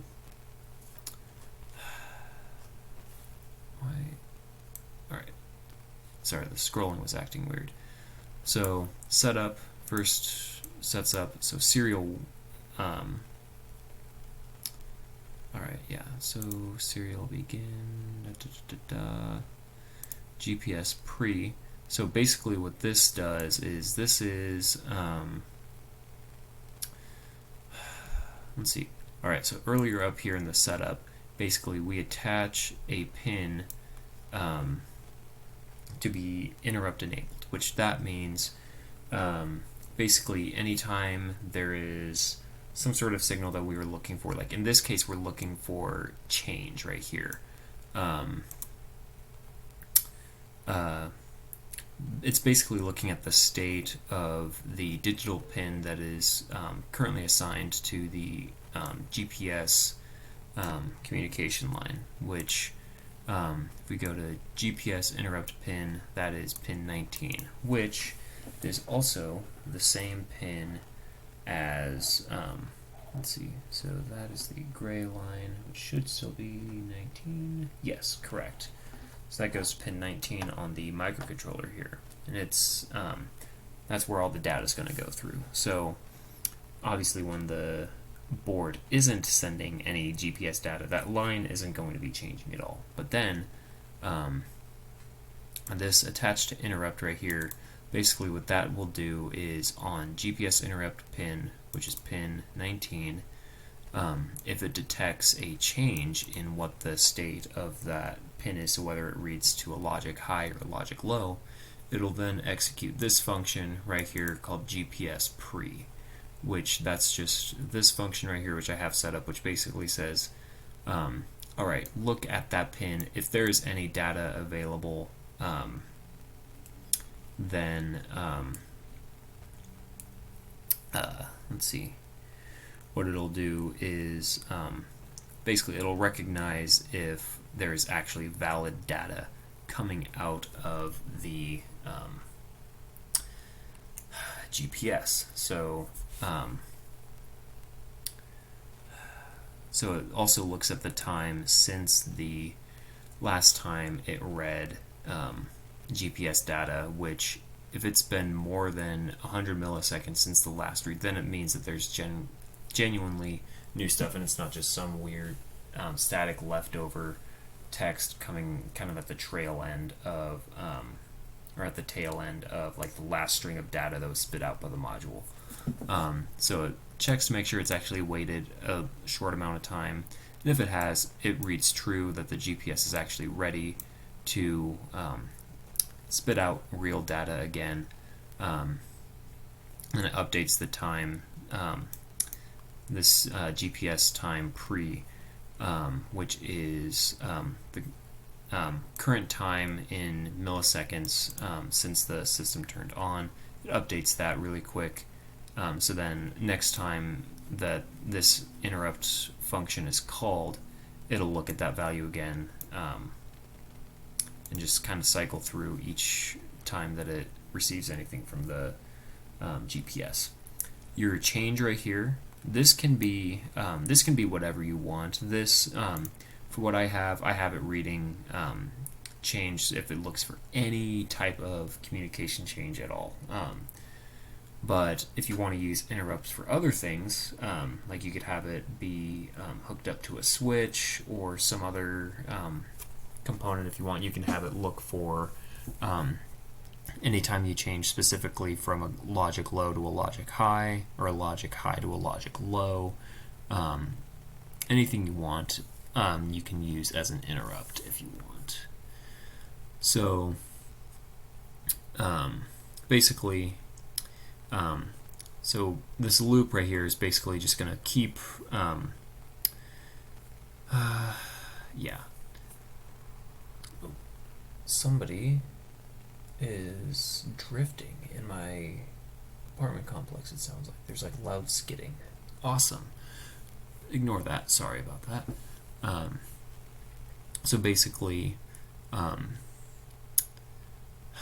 so this loop right here is going to be basically sitting idle, not doing anything up until it is told that the GPS is ready, which when GPS ready is true, it'll break out of this while loop and go into the function GPS read, which that will then go into here, and I'll get to that in a second.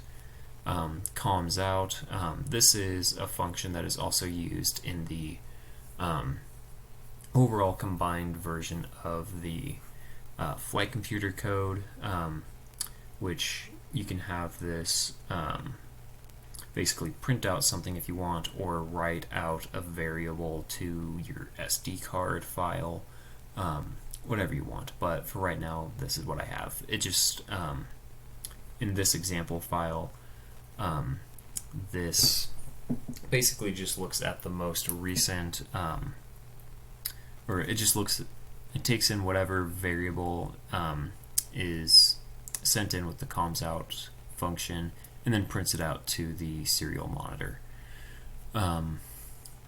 GPS setup, that's just establishing your serial connection right there, serial 1, and then GPS read. This is where the bulk of interesting things happen.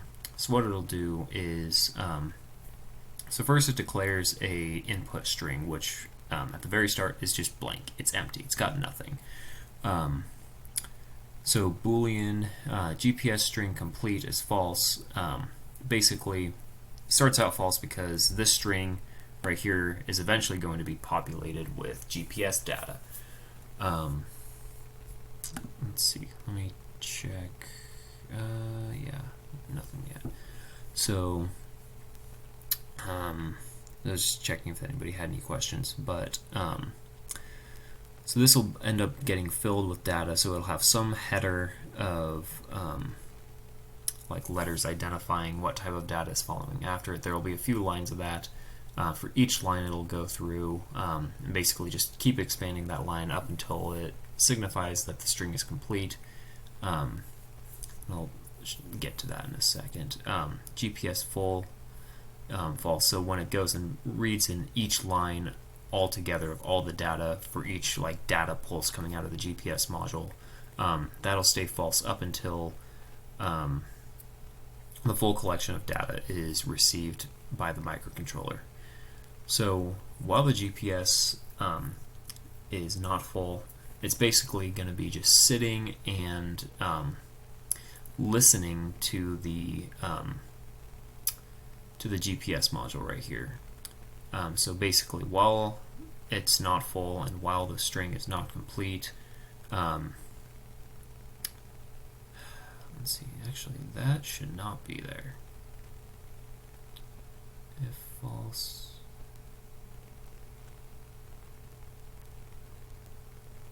yeah, that should not be there. Ignore that.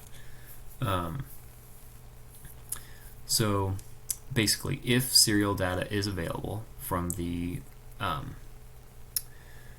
GPS, what it'll do is it'll look at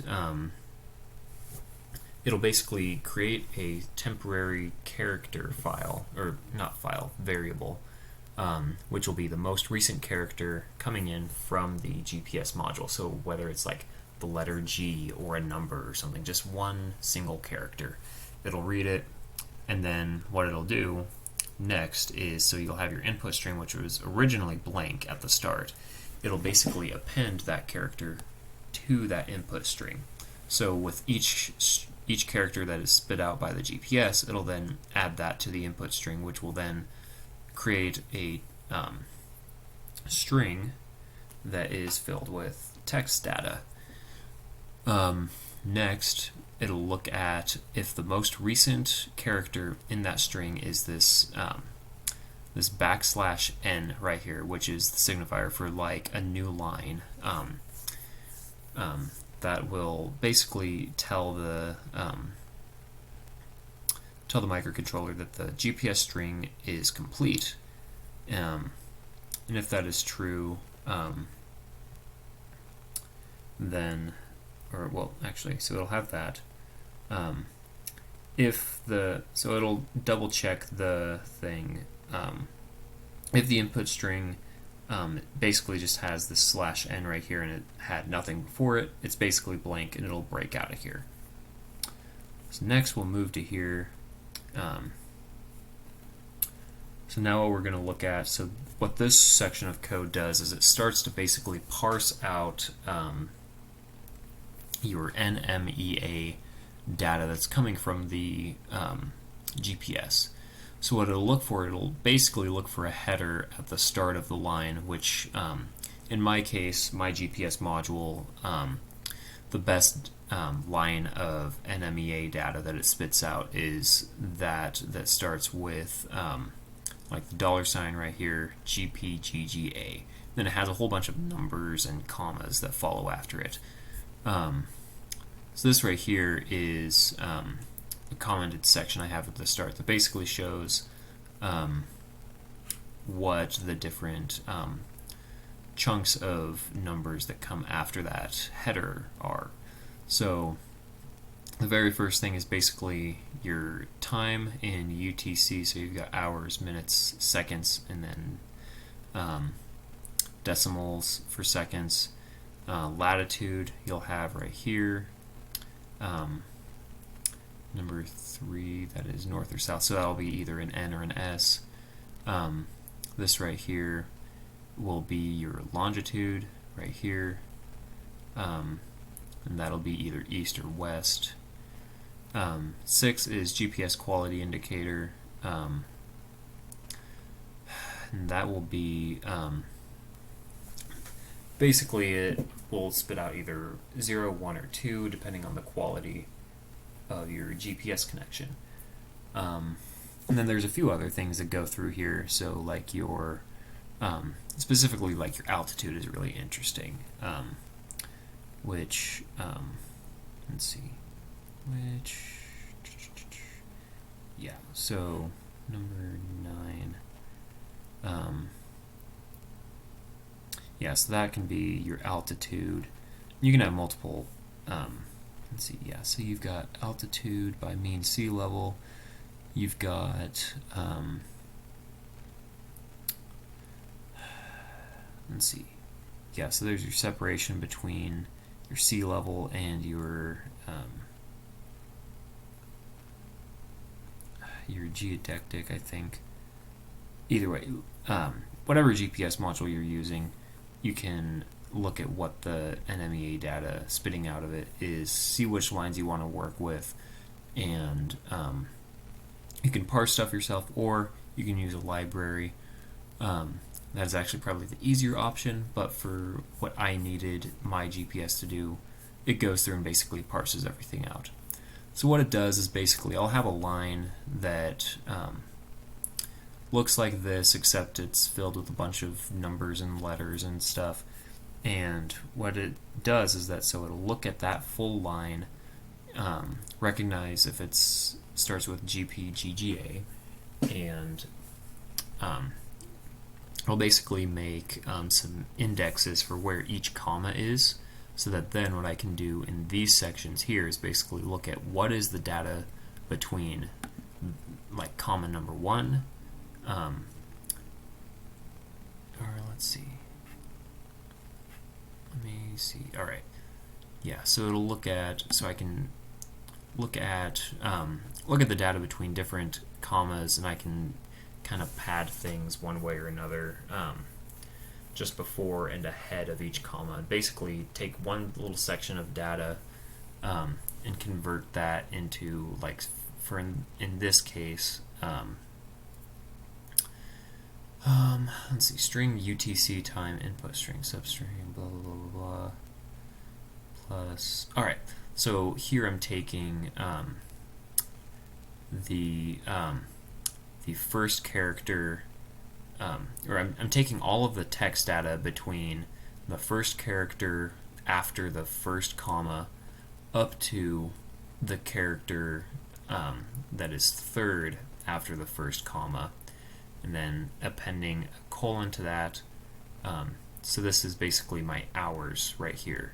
Next I'll have right here, this will be my minutes, this will be my seconds right here, and basically append all of that together, and that'll create a string which I have called UTC time. And then I do similar procedures where I take some section between 2 comma indices, convert that to either numbers or strings for all of my latitude, longitude, altitude, and whatnot. So that's all there. And basically what it should do is then, let's see, it should basically just spit out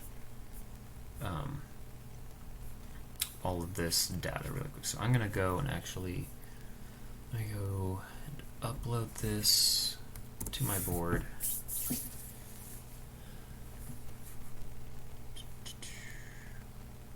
So that's there. Nobody has anything. Alright. Alright, so there's that. Let's see what this is spitting out. Let me change my baud rate to match. Ooh. Alright.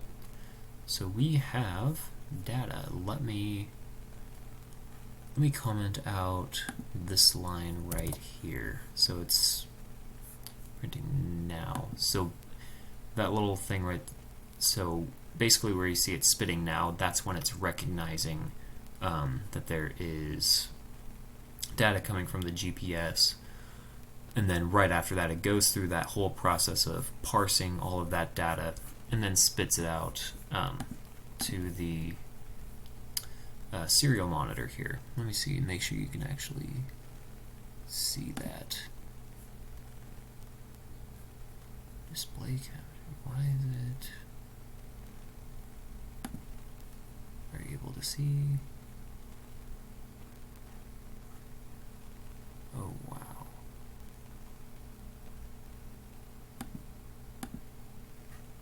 Are you actually able to see anything? Let's see.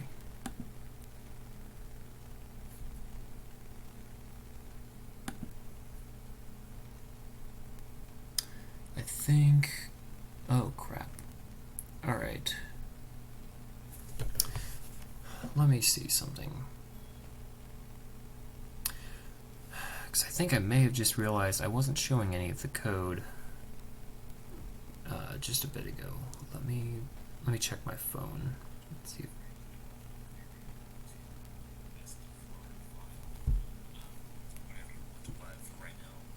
Oh, okay, never mind.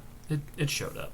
So, if it didn't, here, I'll scroll through it really slowly, so then you can screenshot, look through, do whatever you want, and listen to the explanation that I gave, if you want. Let's see.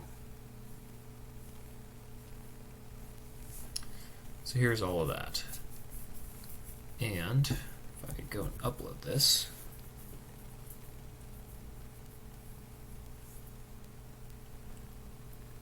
We have that. All right. So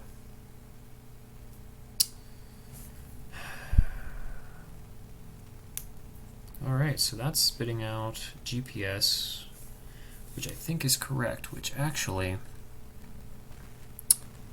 that looks about right. And I just realized, if you're watching this, you know how you now have the exact location of where my apartment is. So please don't do anything shady with that. But that seems to be working. Let's see.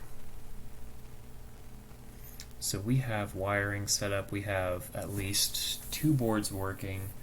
And I did test the micro SD card breakout earlier to make sure it worked before I went and soldered everything before the last stream, and it does work. I won't go through that, but that's just basically going through the similar process I've been doing already, just double checking, making sure that you use whatever kind of standard example file is included with, or whatever is made specifically for the sensor or component that you're using. Follow the wiring diagrams that come with your modules. And yeah, let's see.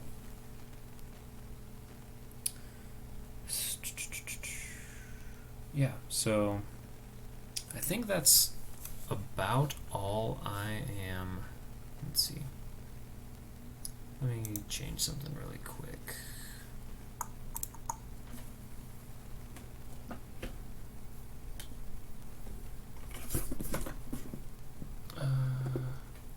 Let's see.